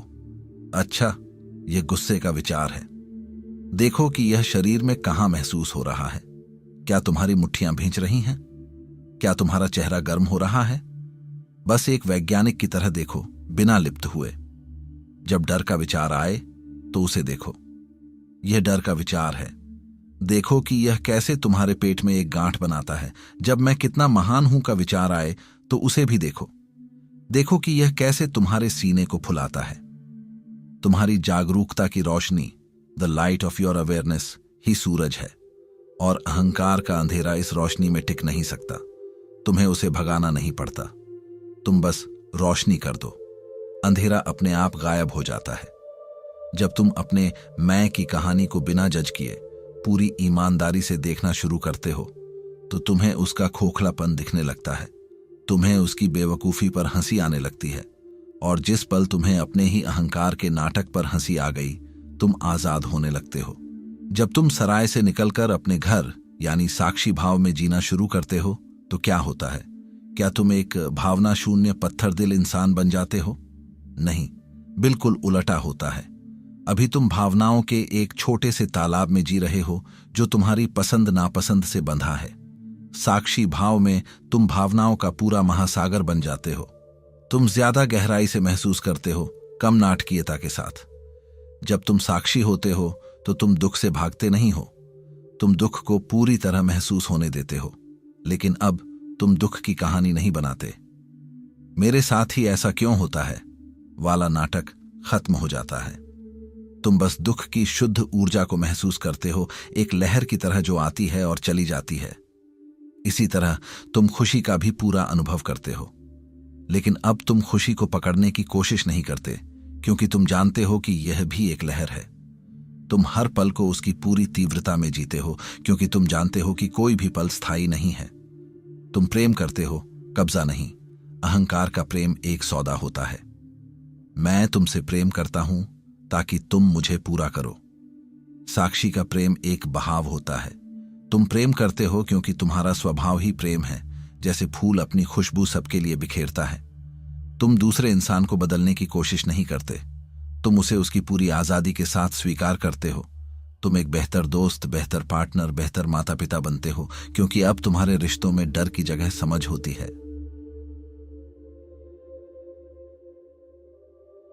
तुम काम करते हो चिंता नहीं, अहंकार काम करता है परिणाम के लिए, पैसा, शोहरत, ताकत, और इसीलिए वो हमेशा चिंता में रहता है।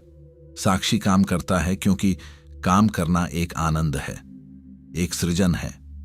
तुम अपना सर्वश्रेष्ठ देते हो, लेकिन तुम परिणाम से नहीं चिपकते। तुम जानते हो कि हार और जीत कहानी का हिस्सा है, तुम्हारी सच्चाई का नहीं। यह गीता का कर्म योग है, जो साक्षी भाव से ही संभव है। तुम आश्चर्यजनक रूप से ज्यादा प्रभावी और रचनात्मक हो जाते हो, क्योंकि असफलता का डर तुम्हें अब पंगु नहीं बनाता। तुम अकेले होते हो पर एकाकी नहीं। अहंकार को हमेशा भीड़ चाहिए, वैलिडेशन के लिए। वो अकेलेपन से डरता है। साक्षी अपने आप में पूर्ण है। तुम घंटों अकेले बैठ सकते हो और बोर नहीं होते, क्योंकि तुम अपने सबसे अच्छे दोस्त यानी अपनी ही चेतना के साथ हो। तुम लोगों की संगत का आनंद लेते हो, पर तुम्हें उनकी जरूरत नहीं होती। यह सबसे बड़ी ताकत है।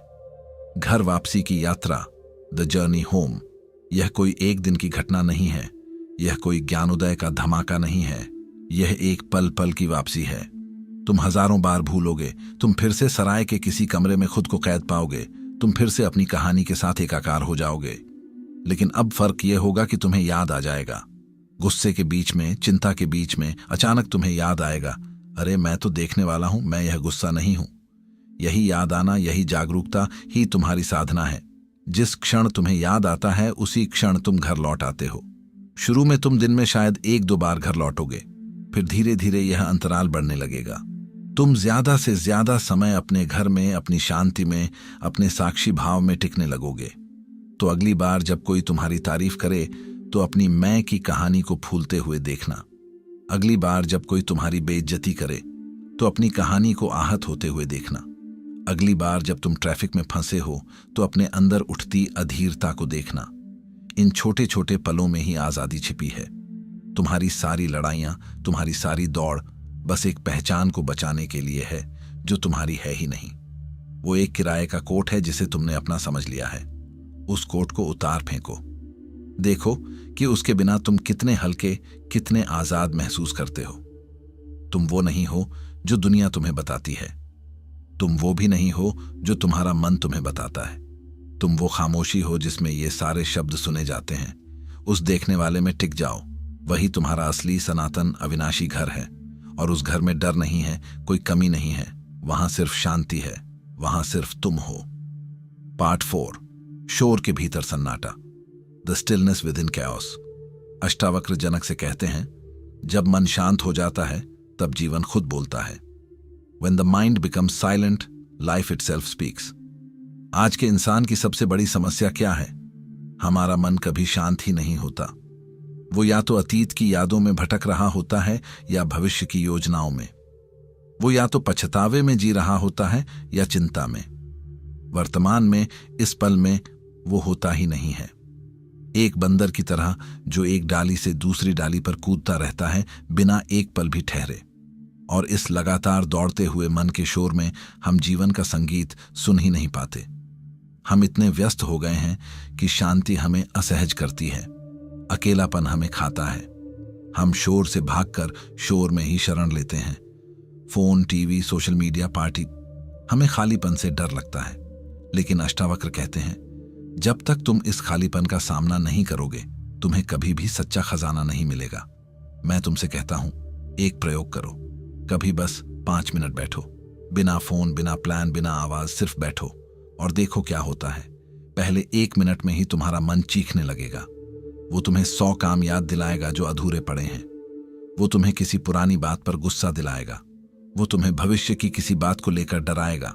मन की पूरी कोशिश होगी कि तुम इस सन्नाटे से भाग जाओ। लेकिन अगर तुम भागे नहीं, अगर तुम बस बैठे रहे और मन के इस पूरे तमाशे को देखते रहे, तो धीरे धीरे तुम देखोगे कि विचार बादलों की तरह हैं, आते हैं और चले जाते हैं। तुम वो बादल नहीं हो, तुम वो आसमान हो जिसमें ये बादल आ जा रहे हैं। और जब तुम बादलों से अपनी पहचान हटा लेते हो, तो तुम्हें आसमान का खालीपन, उसकी स्थिरता महसूस होती है। वही शांति है। जनक यही सीखते हैं। अष्टावक्र उन्हें कोई मंत्र या तकनीक नहीं देते। वो कहते हैं, जब तू बस देखता है, सब शांत हो जाता है। जब तुम विचारों को, भावनाओं को, शरीर की संवेदनाओं को बिना किसी हस्तक्षेप के, बिना किसी जजमेंट के बस देखते हो, तो उनकी शक्ति खत्म हो जाती है। तुम उनसे ऊर्जा लेना बंद कर देते हो और वे अपने आप शांत हो जाते हैं। यह मन को दबाना नहीं है, यह मन को समझना है। यह विचारों से लड़ना नहीं है, यह विचारों के पार जाना है। आज का इंसान ध्यान, मेडिटेशन को भी एक काम की तरह करता है, एक और गोल टू अचीव। मुझे अपने विचार रोकने हैं, मुझे शांत महसूस करना है। यह फिर से बनने की कोशिश है और यह कोशिश ही तनाव पैदा करती है। अष्टावक्र का रास्ता कोशिश का नहीं, समर्पण का है। बस बैठो और जो भी हो रहा है उसे होने दो। अच्छा लग रहा है, देखो। बुरा लग रहा है, देखो। मन भाग रहा है, देखो। शरीर में दर्द हो रहा है, देखो। यह देखना ही असली ध्यान है। आजकल एक बहुत प्रचलित लाइन है, तुम ध्यान नहीं खो रहे, तुम खुद को खो रहे हो। You are not losing focus, you are losing yourself. यह जो लगातार भागने की, कुछ ना कुछ करते रहने की आदत है, यह तुम्हें तुमसे ही दूर ले जा रही है। तुम चीजें जमा कर रहे हो, ज्ञान जमा कर रहे हो, रिश्ते जमा कर रहे हो, लेकिन तुम खुद को गंवा रहे हो। शांति कोई ऐसी चीज नहीं है जिसे तुम्हें हासिल करना है। शांति तुम्हारा स्वभाव है। It is your default setting. शोर तो तुमने ऊपर से ओढ़ लिया है। जैसे आसमान हमेशा नीला और शांत होता है, बादल बस कुछ देर के लिए उसे ढक लेते हैं, वैसे ही तुम भीतर से हमेशा शांत हो। विचार, भावनाएं, चिंताएं, ये बस बादल हैं। तुम्हें बस इन बादलों के हटने का इंतजार करना है। और इंतजार कैसे करना है? देखकर, साक्षी बनकर। यह शांति तुम्हें सिर्फ ध्यान में नहीं मिलेगी, तुम इसे अपनी जिंदगी के हर पल में ला सकते हो। जब खाना खा रहे हो तो बस खाना खाओ, उसके स्वाद को, उसकी सुगंध को महसूस करो। जब चल रहे हो तो बस चलो, अपने पैरों को जमीन पर महसूस करो, हवा को अपनी त्वचा पर महसूस करो। जब किसी से बात कर रहे हो तो बस सुनो, सच में सुनो। अपने मन में जवाब तैयार मत करो। हर काम को जब तुम पूरी जागरूकता से करते हो तो वही ध्यान बन जाता है। तब तुम्हें शांति के लिए किसी पहाड़ पर जाने की जरूरत नहीं। तुम ट्रैफिक के शोर में भी अपने भीतर का सन्नाटा सुन सकते हो, क्योंकि शांति बाहर के हालात पर निर्भर नहीं करती। शांति तुम्हारे भीतर मौजूद वो जगह है जिसे बाहर का कोई शोर छू नहीं सकता। उसे खोजना नहीं है, बस याद करना है। इस एक लाइन में इंसानियत का सबसे बड़ा दर्द और उसका एकमात्र इलाज छिपा है। हम सब खोज रहे हैं। कोई प्यार खोज रहा है, कोई पैसा, कोई सफलता, कोई भगवान, कोई शांति। ये खोज ही हमारी पीड़ा है, क्योंकि खोज का मतलब ही यह है कि वो चीज तुम्हारे पास नहीं है। खोज तुम्हें हमेशा भविष्य में रखती है। जब मिलेगा तब। अष्टावक्र इस पूरी खोज पर ही एक हथौड़ा मारते हैं। वो कहते हैं, मूर्ख, तुम जिसे खोज रहे हो वो तुम हो। तुम खजाने के ऊपर बैठे वो भिखारी हो जो पूरी दुनिया में भीख मांग रहा है। शांति को याद करना है। इसका मतलब क्या है? कभी सोचा है तुम्हें अपना नाम कैसे याद रहता है? क्या तुम सुबह उठकर अपने नाम का जाप करते हो? मेरा नाम ये है, मेरा नाम ये है। नहीं, वो बस तुम्हें पता है। वो तुम्हारी सत्ता का हिस्सा है, तुम उसे भूलते नहीं। शांति भी तुम्हारा उतना ही सहज स्वभाव है। आनंद तुम्हारा उतना ही असली स्वरूप है। तो फिर हम भूल कैसे गए? यह दुनिया की सबसे बड़ी साजिश है, एक ऐसी साजिश जिसमें हम सब भागीदार हैं। जब एक बच्चा पैदा होता है तो वो खोज नहीं रहा होता, वो बस होता है। उसकी हंसी में कोई कारण नहीं होता, उसके रोने में कोई कहानी नहीं होती। वो पूरी तरह से वर्तमान में होता है, वो अपनी शांति में होता है, वो अपने साक्षी स्वरूप में होता है। फिर खेल शुरू होता है। हम उस कोरे कागज पर लिखना शुरू करते हैं, उसे एक नाम देते हैं, एक पहचान देते हैं। तुम लड़के हो, तुम्हें रोना नहीं है। तुम लड़की हो, तुम्हें शांत रहना है। तुम्हें फर्स्ट आना है। तुम्हें अच्छा इंसान बनना है। तुम्हें सफल होना है। हजारों नियम, हजारों उम्मीदें, हजारों धारणाएं हम उस बच्चे की आत्मा पर परतों पर परतें चढ़ाते जाते हैं। हम उसे सिखाते हैं कि वो अधूरा है और उसे अपनी कीमत साबित करने के लिए बाहर कुछ हासिल करना होगा।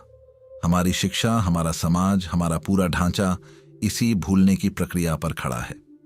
वो तुम्हें सब कुछ बनना सिखाता है, एक डॉक्टर, एक इंजीनियर, एक पति, एक पत्नी। बस एक चीज बनना नहीं सिखाता, तुम खुद। और धीरे धीरे इन बाहरी आवाजों के शोर में हम अपने भीतर की आवाज को, उस शांति को, उस स्वभाव को भूल जाते हैं। हम एक ऐसे राजा की तरह हो जाते हैं जिसे बचपन में महल से अगवा कर लिया गया था और वो भिखारियों के बीच रहकर खुद को भिखारी ही समझने लगा है। वो अपनी असली पहचान पूरी तरह भूल चुका है।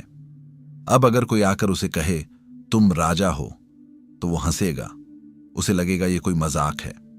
अष्टावक्र वही इंसान है जो तुम्हारे पास आकर कह रहे हैं तुम भिखारी नहीं, तुम राजा हो।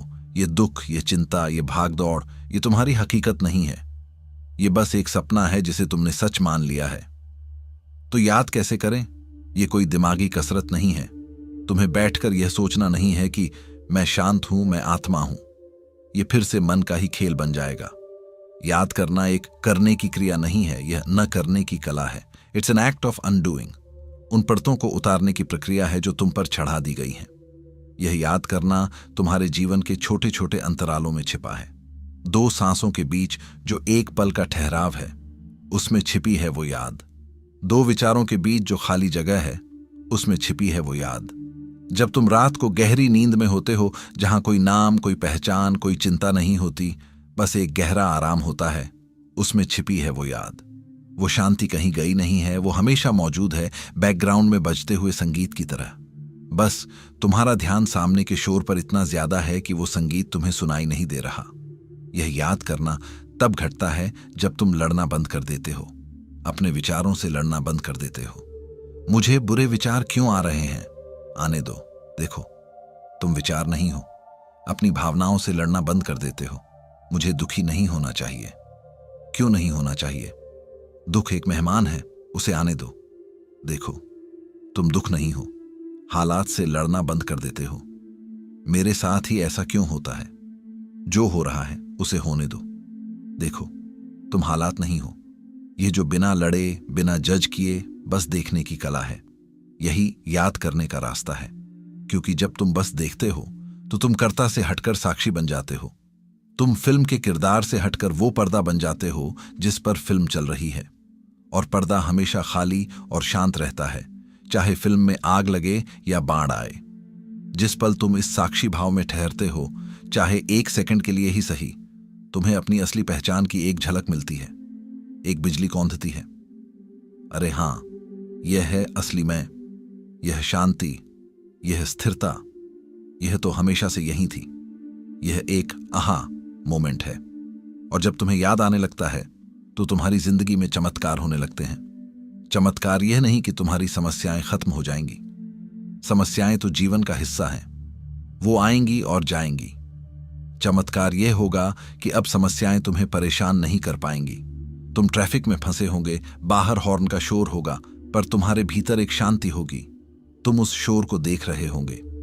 कोई तुम्हारी आलोचना करेगा, तुम्हारे मन में शायद गुस्सा भी उठेगा, पर गुस्से के पीछे एक गहरा सन्नाटा होगा जो देख रहा होगा कि यह गुस्सा भी बस एक बादल है जो आया है और चला जाएगा। तुम उस गुस्से से अपनी पहचान नहीं जोड़ोगे। तुम्हारे जीवन में दुख आएगा, तुम रोओगे भी, क्योंकि तुम इंसान हो, पत्थर नहीं। पर तुम्हारे आंसुओं में भी एक समझ होगी, एक स्वीकृति होगी। तुम दुख के सागर में डूबोगे नहीं, उसकी सतह पर तैरना सीख जाओगे। ये दुनिया तुम्हें याद नहीं करने देगी। यह एक गहरी साजिश है, इसे समझो। तुम्हारा पूरा आर्थिक और सामाजिक ढांचा इस बात पर टिका है कि तुम भूलते रहो। अगर तुम्हें याद आ गया कि तुम पूर्ण हो, तो तुम्हें कोई कुछ बेच नहीं पाएगा। वो तुम्हें फेयरनेस क्रीम कैसे बेचेंगे अगर तुम्हें याद आ गया कि तुम्हारा सौंदर्य तुम्हारी त्वचा के रंग में नहीं, तुम्हारी चेतना में है। वो तुम्हें एंटी एजिंग प्रोडक्ट कैसे बेचेंगे अगर तुम्हें याद आ गया कि तुम यह बूढ़ा होता शरीर नहीं, बल्कि अजर अमर साक्षी हो। वो तुम्हें वीकेंड पर एंटरटेनमेंट कैसे बेचेंगे अगर तुम्हें पता चल गया कि सबसे बड़ा आनंद तुम्हारे भीतर के सन्नाटे में है। वो तुम्हें सेल्फ हेल्प किताबें कैसे बेचेंगे जो कहती हैं अपने आप को बेहतर बनाओ। अगर तुम्हें अष्टावक्र की यह बात याद आ गई कि तुम्हें कुछ बनना ही नहीं है, तुम जो हो वही परम है। तुम्हारा फोन, तुम्हारा सोशल मीडिया, ये 24 घंटे का न्यूज साइकिल, यह सब भूलने के औजार हैं। ये तुम्हें लगातार बाहर उलझाए रखते हैं ताकि तुम कभी भीतर झांकने की हिम्मत न कर सको। यह तुम्हारी अटेंशन को, तुम्हारी चेतना को सोखते रहते हैं। तुम्हें एक पल के लिए भी खाली नहीं छोड़ते, क्योंकि इन्हें पता है जिस पल तुम खाली हुए, जिस पल तुम शांत हुए, तुम्हें याद आना शुरू हो जाएगा। और जो इंसान अपनी असली शक्ति को याद कर लेता है, वो इस सिस्टम का गुलाम नहीं रह सकता, वो आजाद हो जाता है। इसलिए याद करना आज के युग में सबसे बड़ा आध्यात्मिक विद्रोह है। यह भीड़ से, शोर से, इस भागती हुई दुनिया से खुद को वापस छीन लेने की क्रांति है। तो अगली बार जब तुम बेचैन हो, जब मन में हजारों विचार चल रहे हो, जब तुम्हें लगे कि तुम खो गए हो, तो कुछ खोजना मत, कोई जवाब मत खोजना, कोई समाधान मत खोजना। बस एक पल के लिए ठहर जाना। अपनी आंखें बंद करना या खुली रखना फर्क नहीं पड़ता। बस अपनी आती जाती सांस को महसूस करना, सिर्फ महसूस करना। उसे बदलने की कोशिश मत करना, सिर्फ देखना। और खुद से पूछना नहीं, बस इस एहसास में डूबना। मैं कौन हूं इस सांस को देखने वाला? मैं कौन हूं इस बेचैनी को महसूस करने वाला? मैं कौन हूं इस शोर को सुनने वाला? जवाब मत देना, जवाब मन देगा, और मन झूठ बोलता है। बस उस खालीपन में रहना जो सवाल के बाद उठता है। उसी खालीपन में, उसी सन्नाटे में तुम्हें धीरे धीरे याद आना शुरू होगा। तुम्हें अपने घर की सुगंध महसूस होने लगेगी, क्योंकि उसे खोजना नहीं है। तुम उसे कभी छोड़कर गए ही नहीं थे, बस याद करना है। जैसे कोई इंसान जो मीलों भटकने के बाद अचानक रुकता है और उसे याद आता है, अरे मैं तो अपने घर के सामने ही खड़ा हूं। दरवाजा खुला है, वो कभी बंद था ही नहीं। तुम बस दरवाजे की तरफ पीठ करके खड़े थे और पूरी दुनिया में घर का पता पूछ रहे थे। बस पलटो और देखो, वो शांति तुम्हारा इंतजार कर रही है, हमेशा से। पार्ट 5, प्राचीन ज्ञान, आधुनिक जीवन। आज के लिए अष्टावक्र, मॉडर्न पैरेलल्स। अष्टावक्र गीता हजारों साल पुरानी हो सकती है, लेकिन इसकी सच्चाई आज पहले से कहीं ज्यादा प्रासंगिक, रेलेवेंट है। अष्टावक्र आज के इंसान को देख रहे हैं, जो जानकारी के महासागर में तैर रहा है, लेकिन ज्ञान की एक बूंद के लिए प्यासा है। जो हजारों दोस्तों से ऑनलाइन जुड़ा है, लेकिन असलियत में अकेला है। जो सफलता के शिखर पर खड़ा है, पर भीतर से खोखला है। अष्टावक्र के सूत्र आज के जीवन की जटिलताओं को काटने वाले लेजर की तरह हैं। पहला, आधुनिक सत्य, द वैलिडेशन ट्रैप, स्वीकृति का जाल। अष्टावक्र कहते हैं, मान और अपमान में समान रह। आज हमारी पूरी जिंदगी दूसरों की स्वीकृति पर टिकी है। हम फोटो पोस्ट करते हैं और लाइक्स गिनते हैं। हम काम करते हैं और बॉस की तारीफ का इंतजार करते हैं।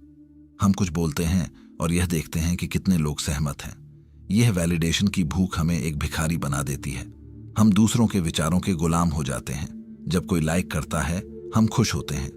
जब कोई आलोचना करता है, हम दुखी हो जाते हैं। हमारी खुशी का रिमोट कंट्रोल दुनिया के हाथ में है। अष्टावक्र कहते हैं, इस रिमोट को वापस अपने हाथ में लो। कैसे? यह जानकर कि तुम्हारा मूल्य, वर्थ दूसरों की राय से तय नहीं होता। तुम जैसे हो वैसे ही पूर्ण हो। जब तुम साक्षी भाव में होते हो, तो तुम तारीफ और आलोचना दोनों को बस एक सूचना की तरह देखते हो। वो तुम पर चिपकती नहीं। तुम जानते हो कि लोग अपनी समझ के हिसाब से बोल रहे हैं, वो तुम्हारे बारे में नहीं, अपने बारे में बता रहे हैं। इस समझ से जो आजादी मिलती है, वो बेमिसाल है। दूसरा आधुनिक सत्य, information overload versus inner knowing, सूचना का बोझ बनाम आंतरिक ज्ञान। अष्टावक्र कहते हैं, ग्रंथों को पढ़कर ज्ञान नहीं होता, स्वयं को जानकर ही ज्ञानी होता है। आज हम सूचना के युग में जी रहे हैं। हाउ टू बी हैप्पी पर लाखों वीडियो हैं, हाउ टू बी सक्सेसफुल पर हजारों किताबें हैं।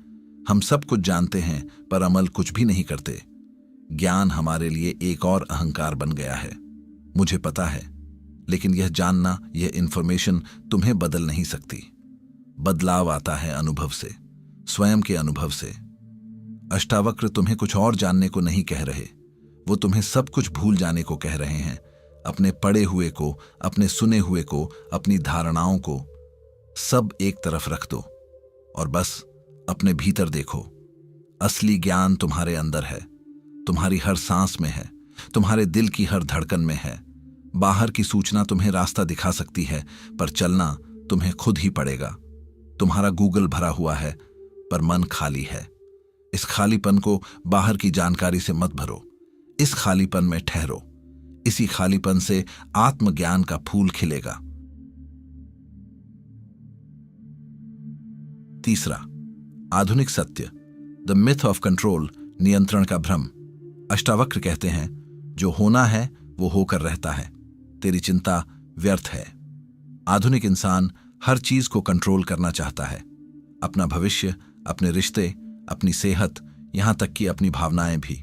और यह कंट्रोल करने की कोशिश ही हमारे सारे तनाव और चिंता, एंजाइटी की जड़ है। क्योंकि सच्चाई यह है कि जीवन का ज्यादातर हिस्सा हमारे कंट्रोल से बाहर है। जीवन एक नदी की तरह है। तुम नदी के बहाव को कंट्रोल नहीं कर सकते।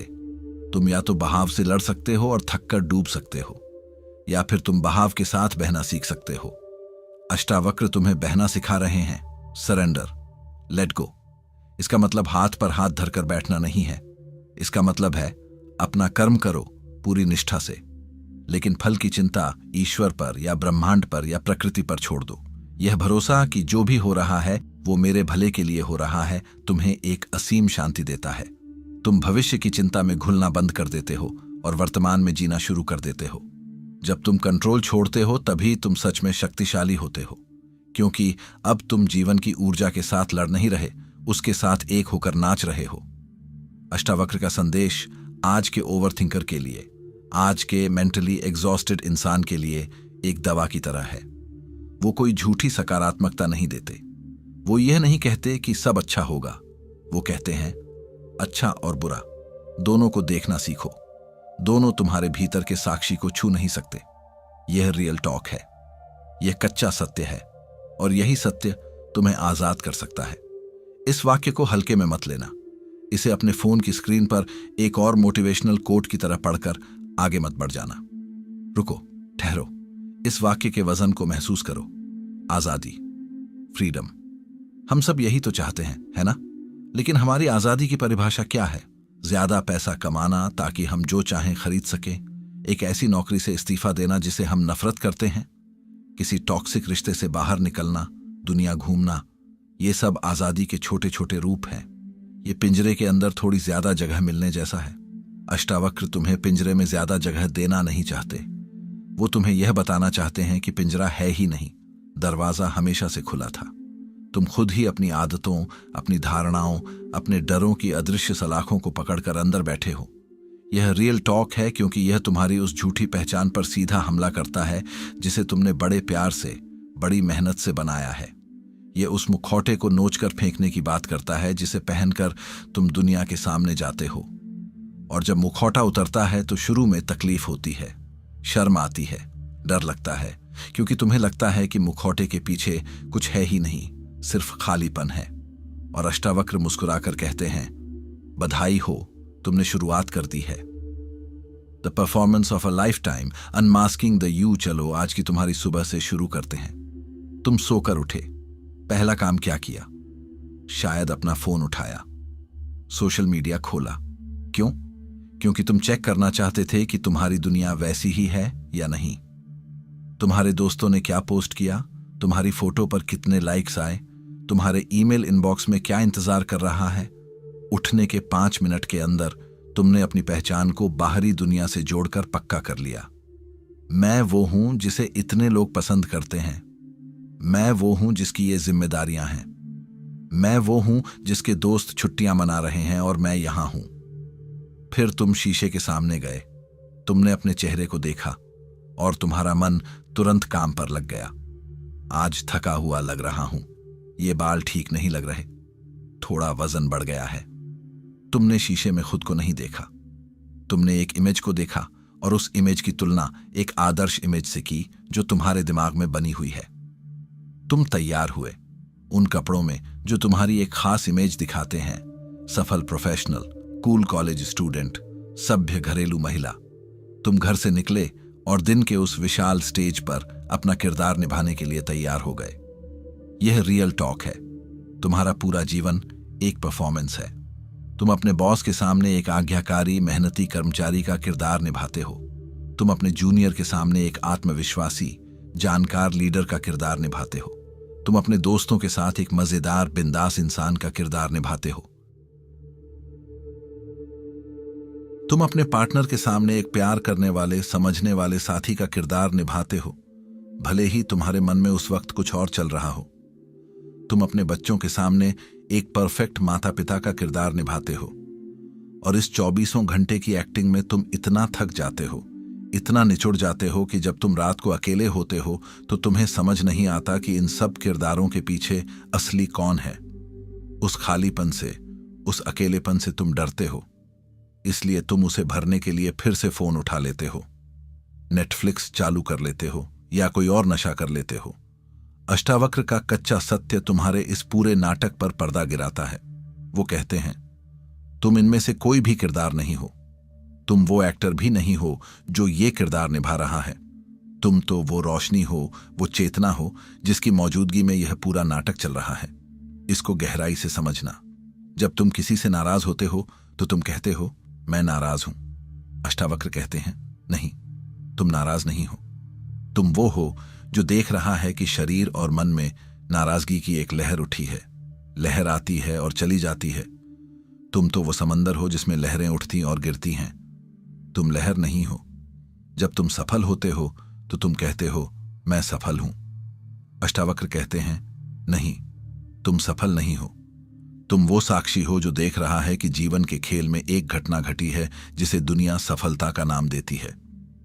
यह घटना भी बदल जाएगी। तुम तो वो आसमान हो जिसमें सफलता और असफलता के बादल आते जाते रहते हैं। यह सिर्फ शब्दों का खेल नहीं है, यह तुम्हारी पूरी पहचान को जड़ से उखाड़ने वाली क्रांति है। क्यों? क्योंकि अगर तुम लहर नहीं हो तो तुम्हें लहर के टूटने का डर नहीं होगा। अगर तुम बादल नहीं हो तो तुम्हें बादल के बिखर जाने का डर नहीं होगा। यही आजादी है। आजादी तारीफ और बेइज्जती से।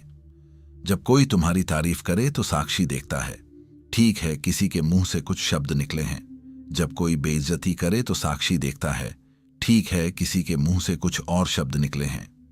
तुम इन शब्दों को अपनी पहचान पर चिपकाते नहीं हो, जैसे टेफलॉन की कड़ाही पर पानी नहीं चिपकता। सोचो, ये कितनी बड़ी राहत है। तुम्हें अब दुनिया को खुश करने के प्रोजेक्ट से इस्तीफा मिल गया। तुम अब वैसे जी सकते हो जैसे तुम सच में हो, न कि वैसे जैसे लोगों को पसंद आएगा। The addiction to knowing, drowning in waters formula. Ashtavakra का दूसरा कच्चा सत्य हमारे ज्ञान के अहंकार पर चोट करता है। हम आज के इंसान, खासकर पढ़े लिखे इंसान, एक बहुत ही सूक्ष्म अहंकार में जीते हैं। मुझे पता है, हमने गीता पढ़ी है, हमने ओशो को सुना है, हमने सदगुरु के वीडियो देखे हैं, हमने टोनी रॉबिन्स के सेमिनार किए हैं। हमें सब पता है। साक्षी भाव क्या है, डिटैचमेंट क्या है, वर्तमान में जीना क्या है। हम इन विषयों पर घंटों बोल सकते हैं। अष्टावक्र कहते हैं, यह सब कचरा है, इसे फेंक दो। यह ऐसा ही है जैसे कोई प्यासा इंसान पानी की केमिकल फॉर्मूला H2O को रट रहा है, पानी पर लिखी हजारों किताबें पढ़ रहा है और सोच रहा है कि वो ज्ञानी हो गया है, जबकि उसकी प्यास जस की तस है। तुम पानी का फॉर्मूला जानकर अपनी प्यास नहीं बुझा सकते। प्यास बुझाने के लिए तो तुम्हें पानी पीना ही पड़ेगा। अनुभव, एक्सपीरियंस। आध्यात्मिकता जानकारी इकट्ठा करने का नाम नहीं है, यह अपने सत्य को अनुभव करने का नाम है। तुम्हारा मन एक हार्ड ड्राइव की तरह है जो जानकारी से भर चुका है, और जब भी कोई नई स्थिति आती है तुम अपनी इस पुरानी जानकारी के आधार पर ही प्रतिक्रिया देते हो। तुम्हारे पार्टनर ने कुछ कहा और तुम्हारे दिमाग ने तुरंत पुरानी फाइल खोली। पिछली बार भी ऐसा ही हुआ था, इसका मतलब यह है, और तुमने प्रतिक्रिया दे दी। तुमने स्थिति को ताजा होकर नहीं देखा, तुमने उसे अपने अतीत के चश्मे से देखा। अष्टावक्र कहते हैं, इस हार्ड ड्राइव को फॉर्मेट कर दो। मुझे पता है कि स्थिति से मुझे कुछ नहीं पता की स्थिति में आ जाओ। यह बहुत हिम्मत का काम है, क्योंकि हमारा पूरा अहंकार इसी जानने पर टिका है। मुझे नहीं पता का मतलब है हर पल को ऐसे जीना जैसे तुम पहली बार जी रहे हो, बिना किसी लेबल के, बिना किसी जजमेंट के। जब तुम्हारा बच्चा हंसता है तो उसे सिर्फ देखो, अपने मन में यह मत कहो कितना प्यारा है, बस उस हंसी की ऊर्जा को महसूस करो। जब तुम चाय पी रहे हो तो बस चाय पियो, उसके स्वाद को, उसकी खुशबू को, उसकी गर्माहट को महसूस करो। ये मत सोचो कि मुझे कल की मीटिंग की तैयारी करनी है। जब तुम ट्रैफिक में फंसे हो तो हॉर्न के शोर को सुनो, गुस्से में नहीं, बस एक आवाज की तरह। अपने आसपास के चेहरों को देखो, बिना कोई कहानी बनाए। यह है साक्षी भाव का अभ्यास। यह जानकारी नहीं है, यह जीना है। और जब तुम इस न जानने की अवस्था में जीते हो तो जीवन का जादू तुम्हारे सामने खुलता है। तुम हर चीज में एक नयापन, एक ताजगी देखते हो। दुनिया वही रहती है, पर तुम्हारे देखने का ढंग बदल जाता है। तुम किताबों से ज्ञान नहीं लेते, तुम सीधे जीवन से ज्ञान लेना शुरू कर देते हो। हर इंसान, हर पेड़, हर घटना तुम्हारी गुरु बन जाती है। यह आजादी है जानकारी के बोझ से। यह आजादी है हर चीज को समझने और विश्लेषण करने की मानसिक थकान से। तुम सोचते कम हो और महसूस ज्यादा करते हो। और जीवन महसूस करने के लिए ही है, सिर्फ सोचने के लिए नहीं। अष्टावक्र का तीसरा और शायद सबसे मुश्किल कच्चा सत्य है, नियंत्रण का भ्रम छोड़ दो। यह हमारे आधुनिक मन के लिए सबसे बड़ी चुनौती है, क्योंकि हमारा पूरा समाज, हमारी पूरी शिक्षा इसी पर आधारित है। योजना बनाओ, लक्ष्य तय करो और उसे हासिल करो। और हम क्या कंट्रोल करने की कोशिश कर रहे हैं? हम चाहते हैं कि मौसम हमारे हिसाब से हो, हमारी छुट्टियों में बारिश ना हो। हम चाहते हैं कि ट्रैफिक हमारे हिसाब से हो, हमें कभी देर ना हो। हम चाहते हैं कि लोग हमारे हिसाब से व्यवहार करें, हमारा पार्टनर वही कहे जो हम सुनना चाहते हैं, हमारे बच्चे हमारी हर बात माने। हम चाहते हैं कि हमारा शरीर हमारे हिसाब से चले, वो कभी बीमार ना पड़े, कभी बूढ़ा ना हो। हम चाहते हैं कि हमारा भविष्य सुरक्षित हो, हमारी नौकरी कभी न जाए, हमारा पैसा कभी न डूबे। यह जीवन के खिलाफ एक युद्ध छेड़ने जैसा है, और इस युद्ध में तुम्हारी हार निश्चित है। क्यों? क्योंकि जीवन तुम्हारी इच्छाओं की परवाह नहीं करता। जीवन का अपना एक बहाव है, अपनी एक लय है। जब तुम कंट्रोल करने की कोशिश करते हो तो तुम उस नदी के बहाव के उल्टी दिशा में तैरने की कोशिश कर रहे हो। तुम कितनी देर तैरोगे? तुम थक जाओगे, तुम्हारी सांस फूल जाएगी और अंत में बहाव तुम्हें बहाकर ले ही जाएगा। लेकिन इस प्रक्रिया में तुम खुद को बहुत ज्यादा दुख और तनाव दोगे। अष्टावक्र कहते हैं, लड़ो मत, समर्पण करो। सरेंडर। यह शब्द हमें कमजोर लगता है। हमें लगता है सरेंडर का मतलब है हार मान लेना, निष्क्रिय हो जाना। नहीं, यह अष्टावक्र का सरेंडर नहीं है। यह एक सक्रिय समर्पण है। यह एक गहरी समझ से पैदा हुआ भरोसा है। यह एक कुशल नाविक की तरह है जो नदी के बहाव को गाली नहीं देता। वो बहाव की ताकत का इस्तेमाल करता है अपनी नाव को आगे बढ़ाने के लिए। वो अपनी पतवार, कर्म का इस्तेमाल करता है, लेकिन वो जानता है कि असली शक्ति नदी के पास है। इसका तुम्हारी जिंदगी में क्या मतलब है? मतलब यह है, अपना 100% दो, पूरी लगन से काम करो, पूरी ईमानदारी से रिश्ते निभाओ, अपनी सेहत का पूरा ध्यान रखो, अपना कर्म करो, लेकिन परिणाम को जीवन पर छोड़ दो। तुमने एक इंटरव्यू दिया, अपनी तरफ से बेहतरीन तैयारी की। अब वो नौकरी मिलेगी या नहीं, ये तुम्हारे हाथ में नहीं है। उसके पीछे हजारों कारण हो सकते हैं जो तुम्हारे नियंत्रण से बाहर हैं। अगर तुम परिणाम से चिपके रहोगे तो तुम चिंता में घुलते रहोगे। क्या होगा? फोन आएगा या नहीं? लेकिन अगर तुम समर्पण करते हो तो तुम कहते हो, मैंने अपना काम कर दिया, अब जो भी होगा मेरे भले के लिए होगा। अगर यह नौकरी मिली तो अच्छा, नहीं मिली तो शायद मेरे लिए इससे भी बेहतर कुछ इंतजार कर रहा है। यह कोई झूठा दिलासा, फॉल्स ऑप्टिमिज्म नहीं है। यह जीवन की बुद्धिमत्ता में एक गहरा भरोसा है। यह इस बात को स्वीकार करना है कि तुम इस ब्रह्मांड के केंद्र में नहीं हो। तुम इस विशाल ब्रह्मांडीय नृत्य का एक छोटा सा हिस्सा हो। इस नृत्य के संगीत को सुनो और उसके साथ बहो। अपनी अलग धुन बनाने की जिद छोड़ दो। जब तुम कंट्रोल करने की कोशिश छोड़ देते हो तो एक अजीब सी शांति तुम्हारे अंदर उतरती है। चिंता गायब हो जाती है, क्योंकि चिंता हमेशा भविष्य को कंट्रोल करने की कोशिश से ही पैदा होती है। निराशा गायब हो जाती है, क्योंकि निराशा तुम्हारी उम्मीदों और असलियत के बीच का अंतर है। जब तुम उम्मीदें ही नहीं पालते तो निराश कैसे होगे? तुम हर पल को स्वीकार करना सीख जाते हो। अगर बारिश हो रही है तो तुम भीगने का आनंद लेते हो। अगर ट्रैफिक जाम है तो तुम संगीत सुनने लगते हो। अगर कोई रिश्ता टूट गया है तो तुम रोते हो, दुख मनाते हो, लेकिन तुम यह भी जानते हो कि यह जीवन का हिस्सा है। तुम उसे अपनी पहचान का स्थायी हिस्सा नहीं बनाते। यह आजादी है, अगर ऐसा होता तो, और ऐसा होना चाहिए था, के अंतहीन चक्र से। यह आजादी है जीवन को वैसे ही स्वीकार करने की जैसा वो है, अपनी शर्तों पर नहीं, उसकी शर्तों पर। तो अष्टावक्र का कच्चा सत्य तुम्हें तोड़ने के लिए नहीं है, यह तुम्हें जोड़ने के लिए है, तुम्हारे असली स्वरूप से। यह तुम्हें आजाद करने के लिए है, दूसरों की राय की गुलामी से, यह जानकर कि तुम्हारा मूल्य असंशोधनीय नॉन नेगोशिएबल है। जानकारी के बोझ की गुलामी से, यह अनुभव करके कि सारा ज्ञान तुम्हारे भीतर है। नियंत्रण के भ्रम की गुलामी से, यह भरोसा करके कि जीवन तुम्हारा दुश्मन नहीं, तुम्हारा मित्र है। यह रास्ता आसान नहीं है। तुम्हारी पुरानी आदतें, तुम्हारे पुराने पैटर्न बार बार तुम पर हावी होंगे। तुम फिर से लाइक्स के लिए तरसोगे, तुम फिर से भविष्य की चिंता करोगे, तुम फिर से लोगों को और परिस्थितियों को कंट्रोल करने की कोशिश करोगे। यह स्वाभाविक है, लेकिन अब तुम्हारे पास एक कुंजी है, एक जागरूकता है। जैसे ही तुम खुद को इन पुराने पैटर्न्स में फंसा हुआ पाओ, तुम्हें याद आएगा, ओह, मैं फिर से शहर की भीड़ में खो गया हूं, मुझे पहाड़ी पर लौटना है।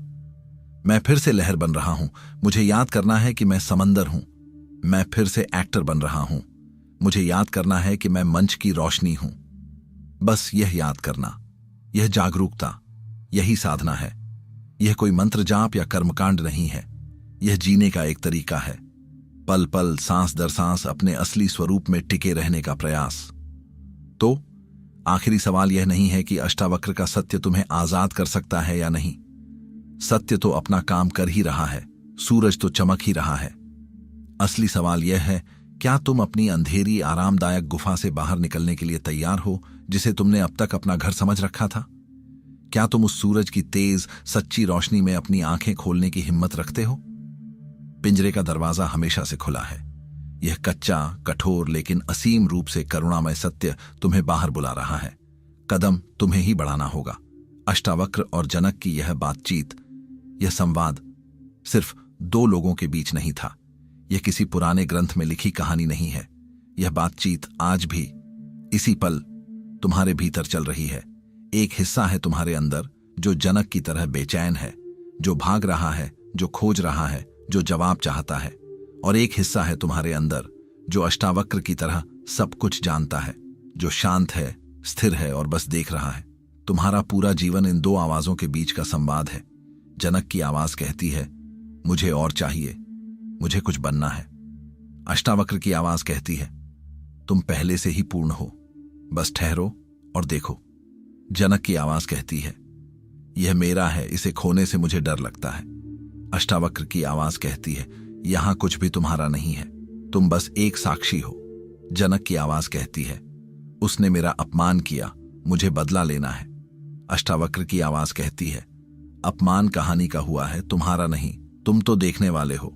जनक की आवाज कहती है, मेरा मन शांत क्यों नहीं होता?